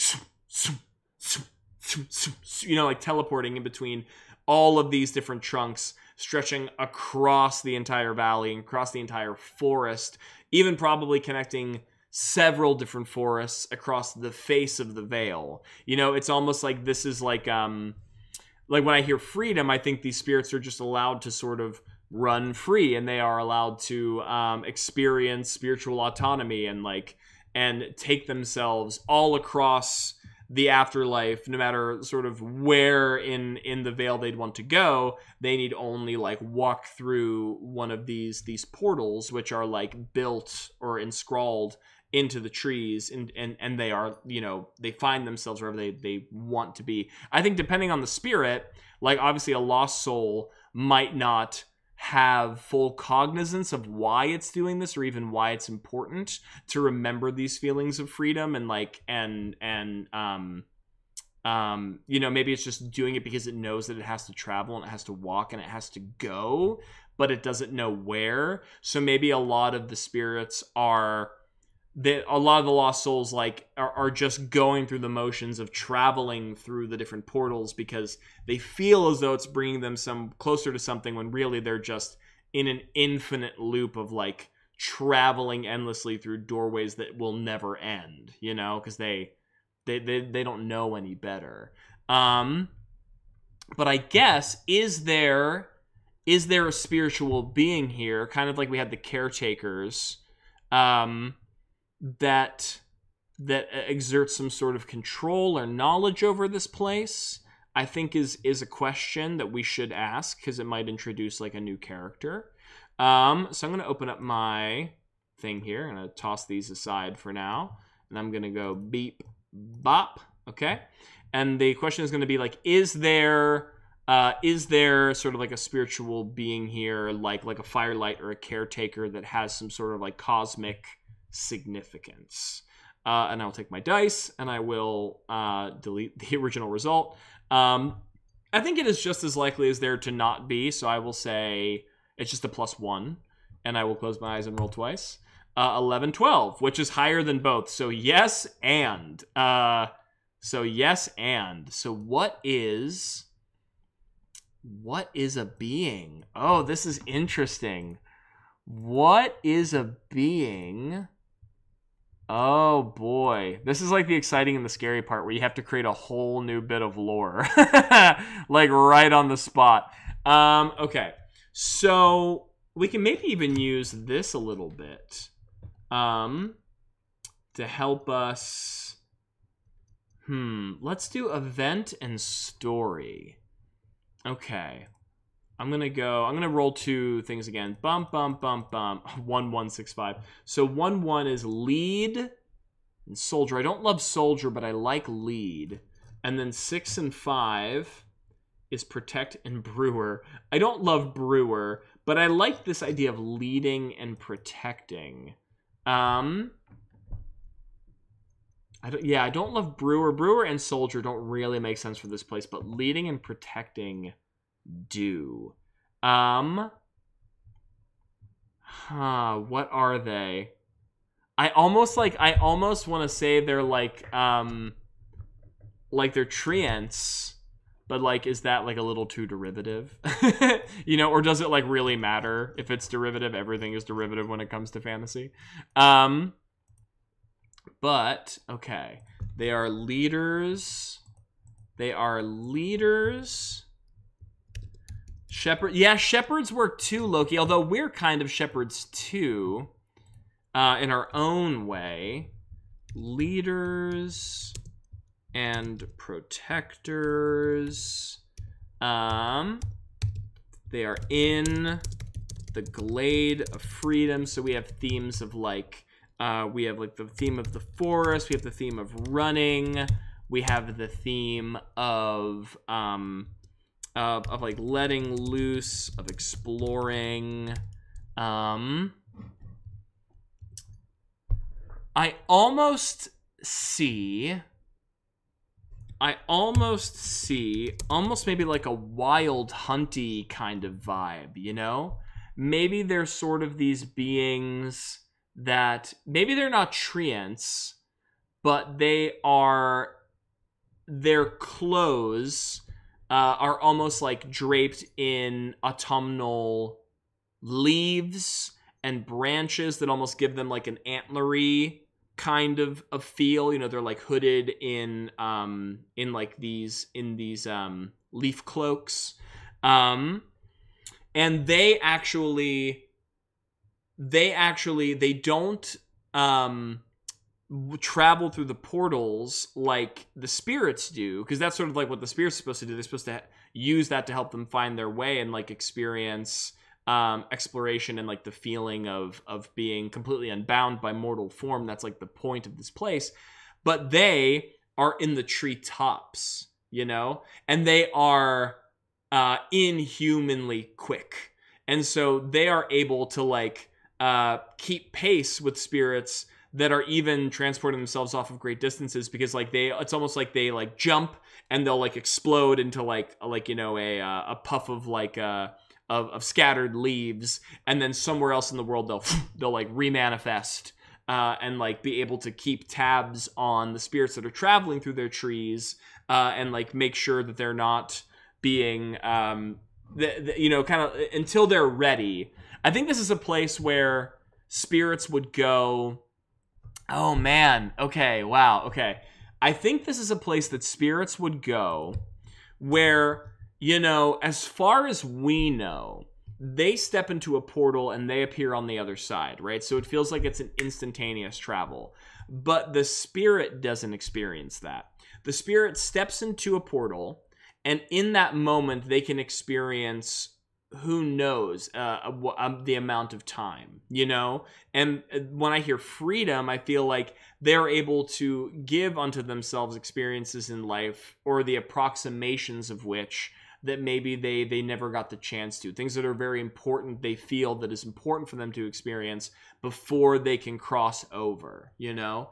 And that is like what these things, these little, like, I almost think of like these like little wild hunty, like imp sort of things. They're designed to like watch over the spirits as they are traveling through these just running free, and like taking these untold amounts of time between realms, to make sure that they are getting what they need, and they don't run astray, and they don't lose themselves, you know, like to help them find their way when they are ready to actually leave the Glade of Freedom and like return to the proper trail of like joining the Firelights and being ushered to their final end, you know? Oh, that's so weird, but I love it. I think it's weird, but it's cool. I have no idea what to call them. Ushered to their final end, says Toddy. Listen, I can't help it. These are the words that have been hammered into my mind from too many role-playing games and too many fantasy books. I can't. It's a reflex at this point, and I'm not saying it's a healthy one. Oh, what are they? They are... I'm gonna pull up some, maybe like a thesaurus. I get the same way about stuff. Yeah, I definitely know that you have your things that you love in that in your life that resurface. So yeah, we used the word shepherd at one point. Let's see if there's any good caretakers. Yeah, we already have used caretakers. Escorts is cool. Watcher. We've not used watcher. What about traveler, hiker, tourist, journeyer, nomad. Nomad's kind of cool. Voyager, wayfarer, kind of like Wayfarer. I feel like Watcher could be more stationary, where Wayfarer is like, you know, it implies movement. It implies travel, which is like what these things are about. I'm going to go with Wayfarer for now, and perhaps that'll change as time goes on. So back to our description. So we're in a birchwood forest of massive trees.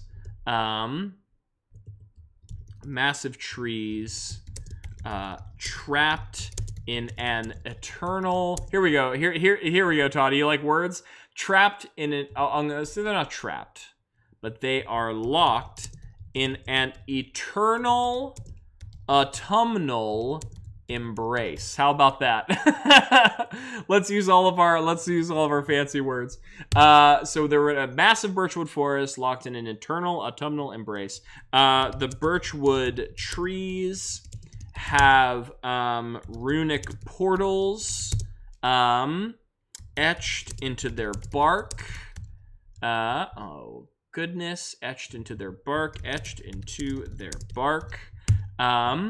The portals allow for spirits to run wild and free between them and experience things they did not have the opportunity to feel in life.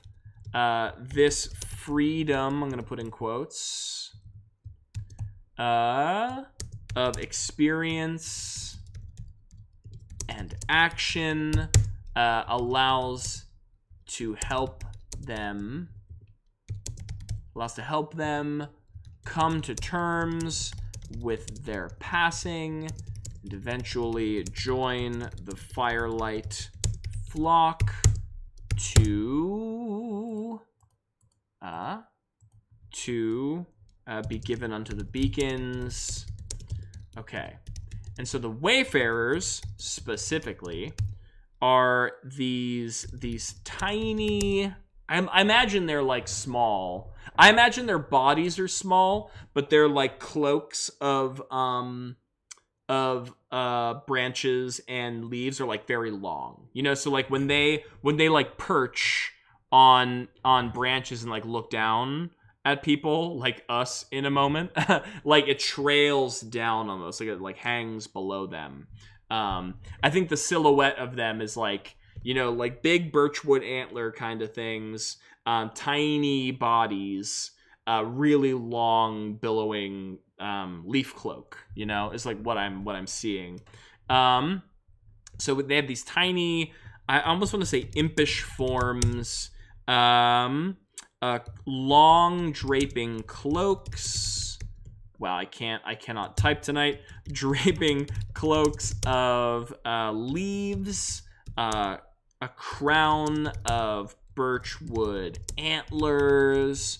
They are impossibly fast, able to teleport amongst the treetops at great distances, and they are designed to keep the spirits safely in the forest, to experience what they need to before leaving and finding the path to the afterlife.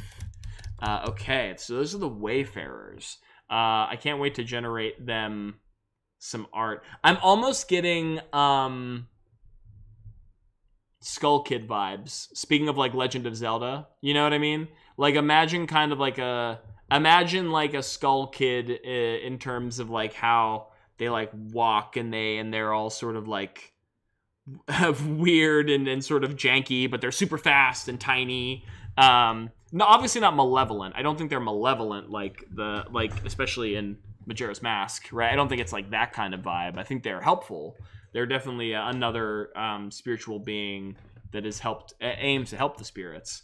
But, you know, definitely like the caretakers and the clerkers before them, everyone is a little bit more alien than the last. And they have their own way of working and their own, like, sort of mechanisms of how they exist in the confines of the afterlife.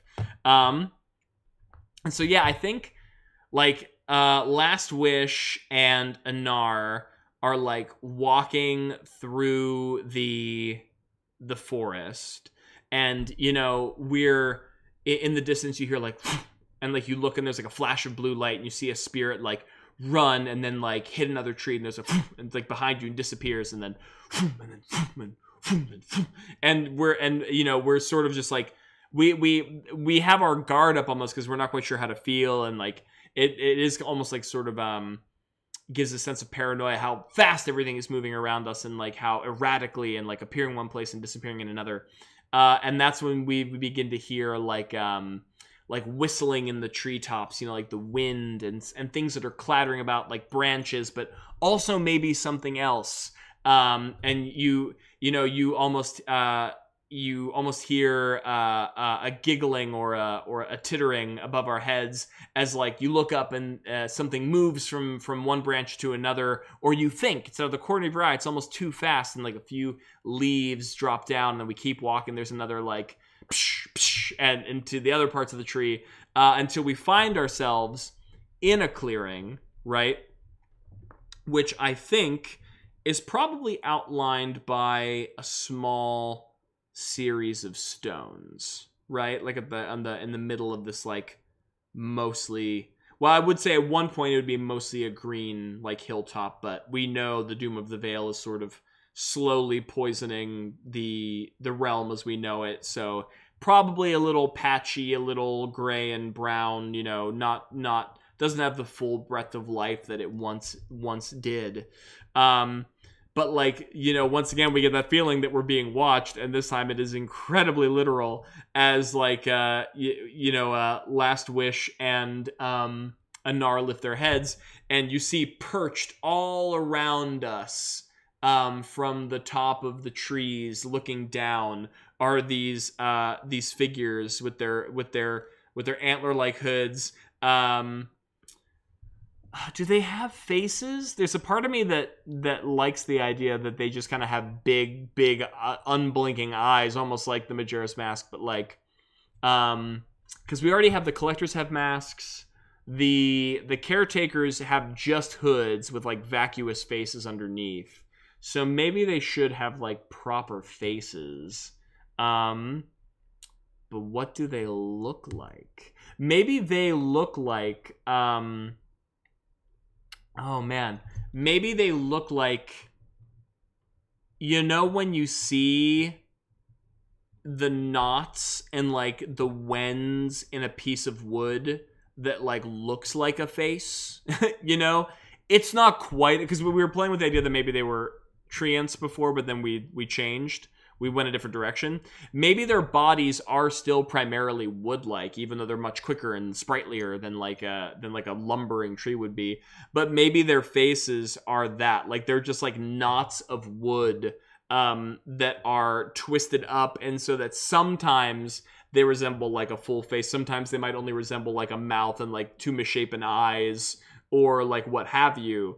But like you just looking at them, you get the idea that there is a face there, but it is not entirely symmetrical or you know, built out of the same mechanics of like a skull with like a fully functioning like mouth and like all the places, things in the right places would be. And I think too, I want to play with this idea that like some of them, like they're almost like owls, you know? So like some of them have their heads like tilted almost entirely sideways, like as they're studying us, or like some are like holding, like they're on their branches, like hanging upside down, and their heads are like completely 360, like still like their bodies are facing one direction and their heads are facing the other direction. They're all just like staring, like no matter where they are and whichever way their bodies are positioned, like in the treetops, their heads are like twisted into the perfect angle to be able to look directly down at and like into us. And probably that helps when they're trying to watch over spirits and moving so quickly, like, you know, they can just like tilt their head in like any 360 degree. Well, I guess, yeah, 360, not up and down. Yeah, they can like completely twist around to like keep their watch on spirits as they're like running through the portals. Yeah, weird and creepy, but I dig it. And so I think at this point, we all, Anar and I, you know, we sort of startle, and I think reflexively Last Wish like takes a step forward in front of Anar and holds their staff forward, and like there's a burst of flame and like light from its tip as if like it might have to, you know, defend the spirit they've sent. And like there's almost immediately there's like another tittering and like a whisper all around, and like they all like shake their heads in uneven, you know, way. They're already twisted around, but they're like shaking their heads in like all this like mechanical back and forth kind of way, as like they look back onto us.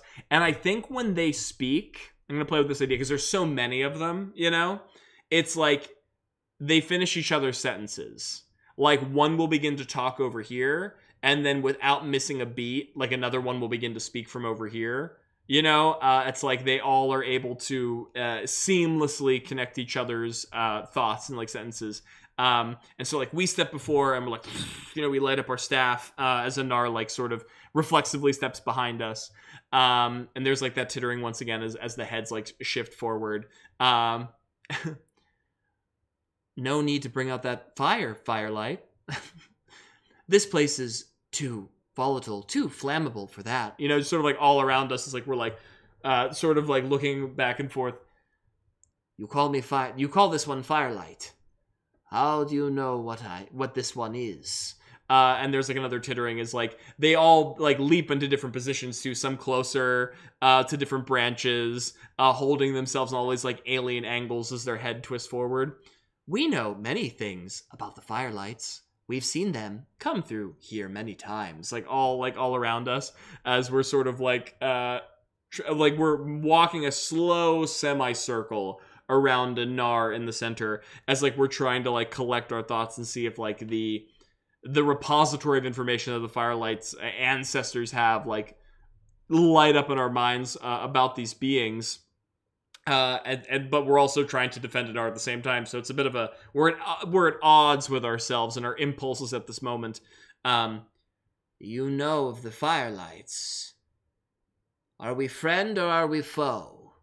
And there's like another tittering as they all suddenly like burst into like just pockets of smoke and leaves, and then all around us, like on the floor, they appear like as a perfect circle around us. So like we're standing in the center of the clearing, surrounded by this like little hill of stones, and then they are completely surrounding us. You know, like all around the perimeter of the clearing, and says, "We'd like to be friends, but that's for you to decide." Like all around us, and Anar is like pressing their back entirely against the back of Last Wish at this point, and is like, "What do we do? Do we run? We can't outrun them. What do we do?" And that's like, I think finally when, you know, this last utterance of the Wayfarers like hit us, and the memories of our journeys, or the collective journeys of the Firelights, like floods our memories, as we are now brought privy to their purpose in the spiritual world, and how they are somewhat related to the journey of the spirits, and how it connects to our shepherding, and all that, you know, kind of finally gets downloaded into our brain, possibly with some help from the collectors not wanting to have their like agents cannibalize each other, and considering that, especially because Last Wish is the last one, and then finally like having all of this, like Last Wish, like their eyes snap open and lowers the staff, and the flames begin to like kindle downward and like, you know, slowly boil, and like puts the staff at their side, and puts like one hand over their chest and bows their head slightly. "This one would very much like to be your friend, Wayfarers. This one understands your role, your purpose, at least as much as it can. We mean you and your forest and your charges no harm, if you will let us come to pass freely." And you can hear like another bunch of whispering, "Come to pass freely, ooh, wherever they want, wherever they can go," like sort of all around us, almost mocking, but it's almost like mocking in like a sing-songy, childlike way. You know, they're almost amused by our confusion, by our extending of diplomacy, which we maybe didn't even really need. I don't think they ever had any desire to harm us, but they like the thrill. You know, they like the idea that we're scared, and that to them is like very exciting in a very sort of like childlike way. And there's once again another explosion of leaves and smoke, and then they're all back above our heads. This time all in different positions, all hanging from different branches, their heads twisted in different directions, like staring at us. "Yes, I think we can be friends. Like as it echoes around us. Good. This one is thankful for your offer of kinship. We've come to your noble vale for this one." As extends his hand, and sort of like has to take a step to the side, as like Anar is still like cowering, and like looks up, like, oh, like sort of like finds themselves. This spirit's name is Anar. Anar is a noble soul who has been through much pain and suffering, even beyond the time of their death, twisted by the doom of the veil. They all like say around us, almost like finishing our sentence. Yes, in fact, by this doom of the veil.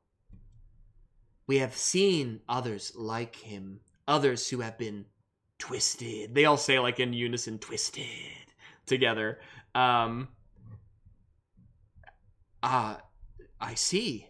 This is a news to this one. Anar is the first that I have found. some of the lost ones came here looking for safety, answers, but we could not save them. Eventually, they ran away. And they all say it together. For the doom led them away from our branches. And like Anar is like, you know, nodding their head along, understanding this has been a part of his journey as well. This one sees. This one is known as Last Wish. I am the last of the Firelights. You may have well noticed the beacons have been extinguished, and there's not been very many journeys of souls as of late. And to this, like, they titter and they jump from branch to branch once again. We have noticed a long time of quiet, As they all whisper. We did not know. You were the last. Unfortunately, this one is all that remains. Please allow this one to say their piece as to why we have crossed your threshold. Anar requires aid from the collectors on the mountain high, as like we point our staff in the direction of the mountain that overlooks their forest. There is something of importance to the protectors, our protectors, that Anar must seek and return to the caretakers, so that the beacon may accept him. We, of course, need to offer a suitable payment to the collectors, and unfortunately we have come up quite short. We were hoping, at least this one was, that we could find something of value in this strange wood. And here we have stumbled across you. I hope that you may offer us some token. We wish not to take of any of your land unwillingly, but if you would offer us, we would be in your debt. Oh, interesting. All right. Let's take a look. In the face of adversity, I think we should do that. Because I don't think we can just... I don't think they would just give us... although we still might have to search for treasures. Let's see if they're into it. If they will allow us to take from the land on our own, you know, so we don't have to do anything shady. Would Last Wish do something shady is the larger question, which maybe we can't answer.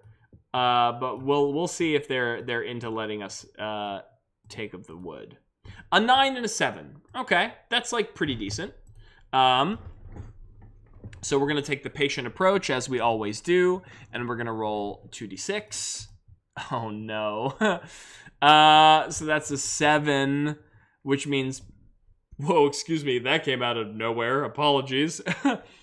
Which means we match a 7, and matching is not beating. So confronting risk, it is upon darkness, it is a setback, and we mark 1 fatigue.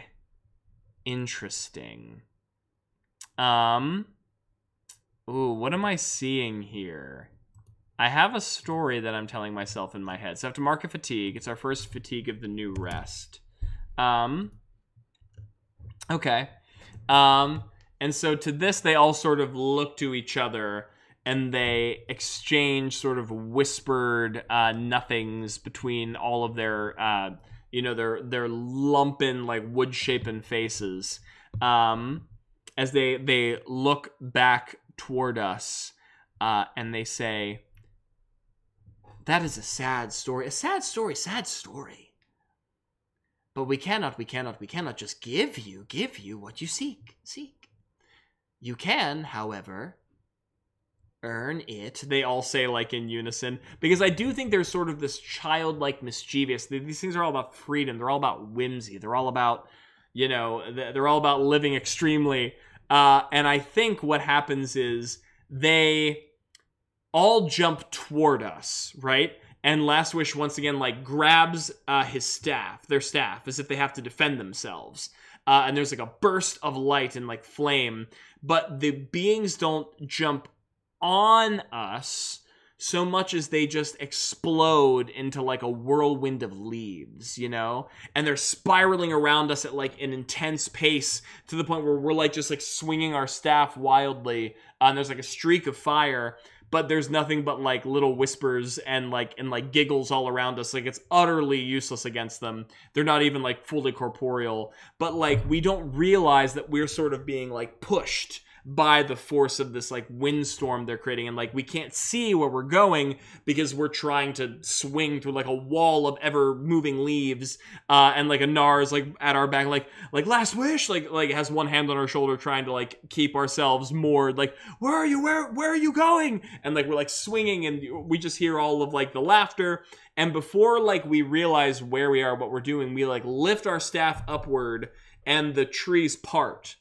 And we're standing right in front of one of the symbols and the tree lines and on the trunks, and before one of the portals. And like before we have a chance to react, all of the leaves swing around behind us and create this massive push against our backs. Anar's front and our backs, as both of us are pushed forcibly through, or I should say into, the symbol on the tree, and in a spark of light and like astral energy, much like the spirits were experiencing as they were running through the other trees, we are pushed similarly through a portal, and we are teleported. I think like that's interesting. What do we experience? Oh man, that's a good question. If these things allow us to explore and feel freedom in a way that is like necessary for us to pass on, I think what's going to be interesting about this is that Anar and I do not experience the same thing. You know, I think, what if we get separated from Anar? Oh wow, I didn't even consider that. Like, yeah, we enter the same portal, but who's to say we would end at the same portal? Oh, wow. I think that creates way more drama. And that is definitely something these tricksy little assholes would do. Yeah, I think that's how it goes. Toddy says F. Yeah, no, I agree. Yeah, throw those Fs in the chat for how dire the situation has just become. Yeah, what if, okay, yeah, all the beings, they become these leaves, they push us into the portal, and not only do Anar and I experience two separate things, but we get separated in this, like, world between worlds. And I almost want to leave it here tonight. I feel like this is a great cliffhanger. I feel like if I tried to justify what happens after this, that might be pushing it, like, into a whole new scene. But you know what, here's what I will say. I will say that I don't know what Anar experiences, but I can only say what Last Wish experiences. And I think what Last Wish experiences, if this is supposed to be freedom, if this is supposed to be, getting things in life that would make you feel like a burden has been lifted from you, I think like we get pushed to the portal, there's a flash of astral light, and the next thing that the Last Wish sees is he's right back at the statue where he got the ashes from, right? But the statue is not destroyed, and the statue is not defaced. And as they look around themselves, you know, in the road, in the valley near the mountain where they had walked, it is not the dark, misshapen, shadowy world that, you know, that they are used to seeing since the Doom of the Veil and the curse has assumed control over the Veil. It is sort of that same place in its prime, and it is cleansed. And, you know, it's still like Twilight, but there's a brightness to it. And instead of that oppressive feeling of danger around every corner, it is light. There is no weight on Last Wish's shoulders. The feeling that they are the last firelight, that the beacons are all have to be lit by him, otherwise the entire spirit world is doomed. That is gone from their mind, our mind. And we know that we are a part of a grand collective, a family of firelights that are supposed to help us and help us usher spirits and guide them. And we are like a grand lineage, and we are strong, and we are in our heyday. And like, I think like that's what we even see. Like we see ourselves standing in front of the statue. And like we turn to we almost hear like a distant voice, like last wish. And like we turn our head and we look down the road, and there's another firelight. Maybe it's the same firelight that we see as the statue, but like as they would have appeared in life. We've never known them. They've died who knows how long before we've even lived, right? But like they are walking down the road toward us with an entire caravan of souls and spirits that need to be led to like the next arm of the journey to the beacon. And like there's a part of us that knows that this is not real, but it's almost like we are experiencing, it's almost like an out-of-body experience. Like we are aware that what is happening is not real, but we are watching a version of ourselves which doesn't know that it's not real, that is living this moment as it is presented. And like looks over towards like to the other being and says, "Hail! It is Last Wish." And like walks over, and they exchange like a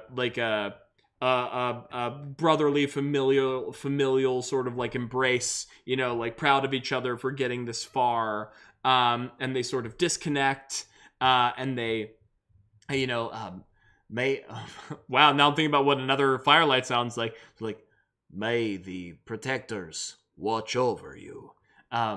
May the protectors guide your steps." As they're like, oh man, I'm like actually getting sad for Last Wish, because he's like has to watch himself experiencing this life that he's never known.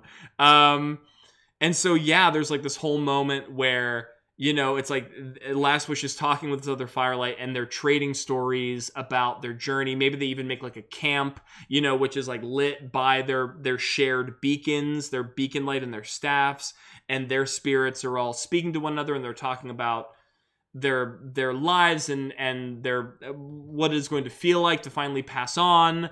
And it's just like it's Last Wish watching what the spirit world and their role in it could be or should have been had everything not been brought to bear the way that it has. And you know, they share these stories. They're sharing maps and like locations and like things to see, and like they're being introduced to new spirits, and they're laughing, and they're, you know, kind of like how Last Wish helped Kisara experience more of her memories in her life. Like they're doing that with these spirits to help excite them and like bring them closer to a point of acceptance for when they reach the beacons. It's almost like a little party, a little gathering with like a fellow firelight, which is something that Last Wish has never and maybe will never experience. And so like, you know, that finally, you know, we watch that entire sequence of time. It could be hours, you know, it could be like an entire day roll out in real time. In the real spirit time, this is a second, right? But for us, it is an entire day. And, you know, as we finally are like coming to a close, and the next day begins to dawn. And, you know, this other firelight, sort of, you know, smiles and places a strong hand on our shoulder. "They will be guided by you now. A deserving shepherd for this flock. I have full faith in you, Last Wish. This one has always had faith in you. And Last Wish, chokes back. I don't know, just a baseball-sized lump in their throat. Part of us doing that because they've just experienced this beautiful thing that is not real, and the other half of us, which thinks this is real, is like being filled with pride and like happiness about their role, in the trading of hands of these spirits. Says, this one is humbled, and this one shall not fail you, shall not fail this caravan. The light will always shine, so long as Last Wish walks this world. And the other Firelight, nods sagely back. This one does not doubt it. And, like, turns their back, and, like, as Last Wish is about to turn and, like, look back towards the horizon line where, like, the road would lead, which is actually in the direction of the glade, now that I think about it. It's like they blink, and when they open their eyes, there's another flash of astral light, and we are ejected from a nearby tree. We splatter into the middle of the dark forest, onto the ground, sort of like trying to collect our thoughts and like who we are and where we are and when we are, as we like use our staff to like push ourselves onto our feet, as we frantically look around and we realize we are alone. And we like hold our staff forward and we try and like light the different paths through the wood, trying to see if Anar is nearby on the ground. Anar, it is Last Wish.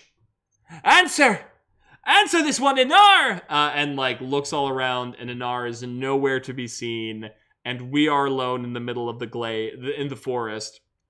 And all we can hear is like rustling in the trees and other like whispers and like laughs, like, you have to earn your way. As these like little imps, the Wayfarers, like whisper to us as they once again disappear just as quickly.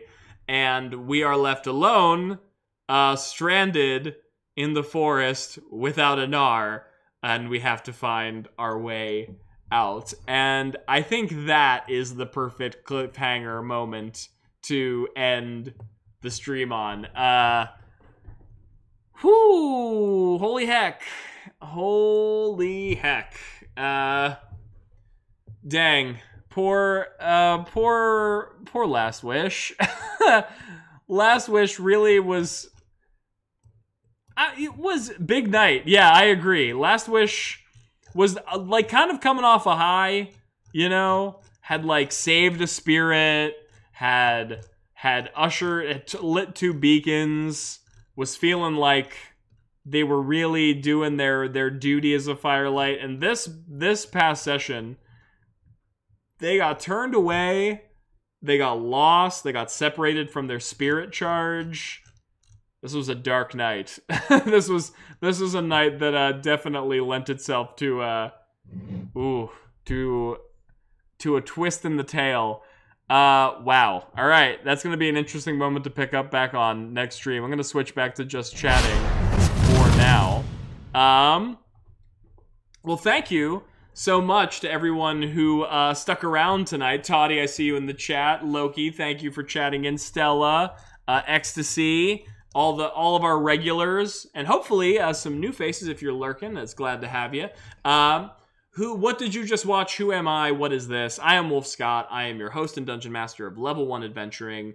We are a role-playing game stream, both TTRPG and video RPG. We do solo indie stuff like tonight, and this was Firelights by FariRPGs. Oh, I already closed the menu. I was going to show you the screen again, but it's Firelights by FariRPGs. Please look them up on all platforms. You can buy the PDF that I'm looking at here for $6, which is super cheap when you consider how much story and enjoyment we're getting out of it. Yeah, we run solo indie RPGs, group RPGs, both indie and major stuff like D&D. We run digital RPGs usually once a night. And you can follow us on all platforms. We are here, obviously, on Twitch. Please follow us on YouTube as well. We're trying to grow there. We got all of our previous episodes up, so if you want to catch back up on all the stuff you missed about Last Wish and the stuff I didn't recap from last session, that's where you got to go. If you want to follow us on Discord, we really appreciate it. That's where we talk about the games and the characters that we're running, where we will play some games together very soon, so it's going to be an exciting place to hang out. Thank you for Streamlabs and StreamSpell for all of the digital special effects that you have seen gracing the stream. And if you want to download some for yourself, you can use our little link down there, our affiliate link down in the About section, and that'll help us out. So you help us, we help you, everybody helps each other. And I think that is all of my usual spiel. Tune in tomorrow night. I'm going to do one more stream tomorrow. Not quite sure. It's going to be the last one for the week.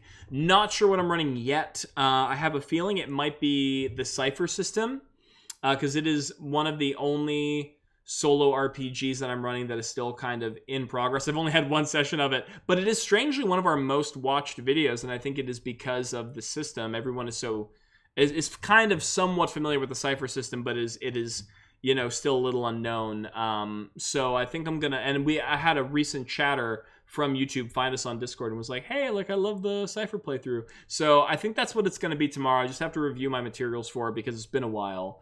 But yeah, tomorrow will be the last stream for the week until next week. But I hope to see you there around the same time, around 7:30. This was like 7:40 tonight, so sorry, but you know, life. That being said, you all mean so much to me. Thank you for your time, your energy, your jokes and chat are always much appreciated. I hope you enjoyed this next segment of Therapy Mantis / Wishes Journey, and I hope to see you there for the next one next week. And so until then, be well, be good, get some good sleep, and I will see you soon. So let me run that big, beautiful outro.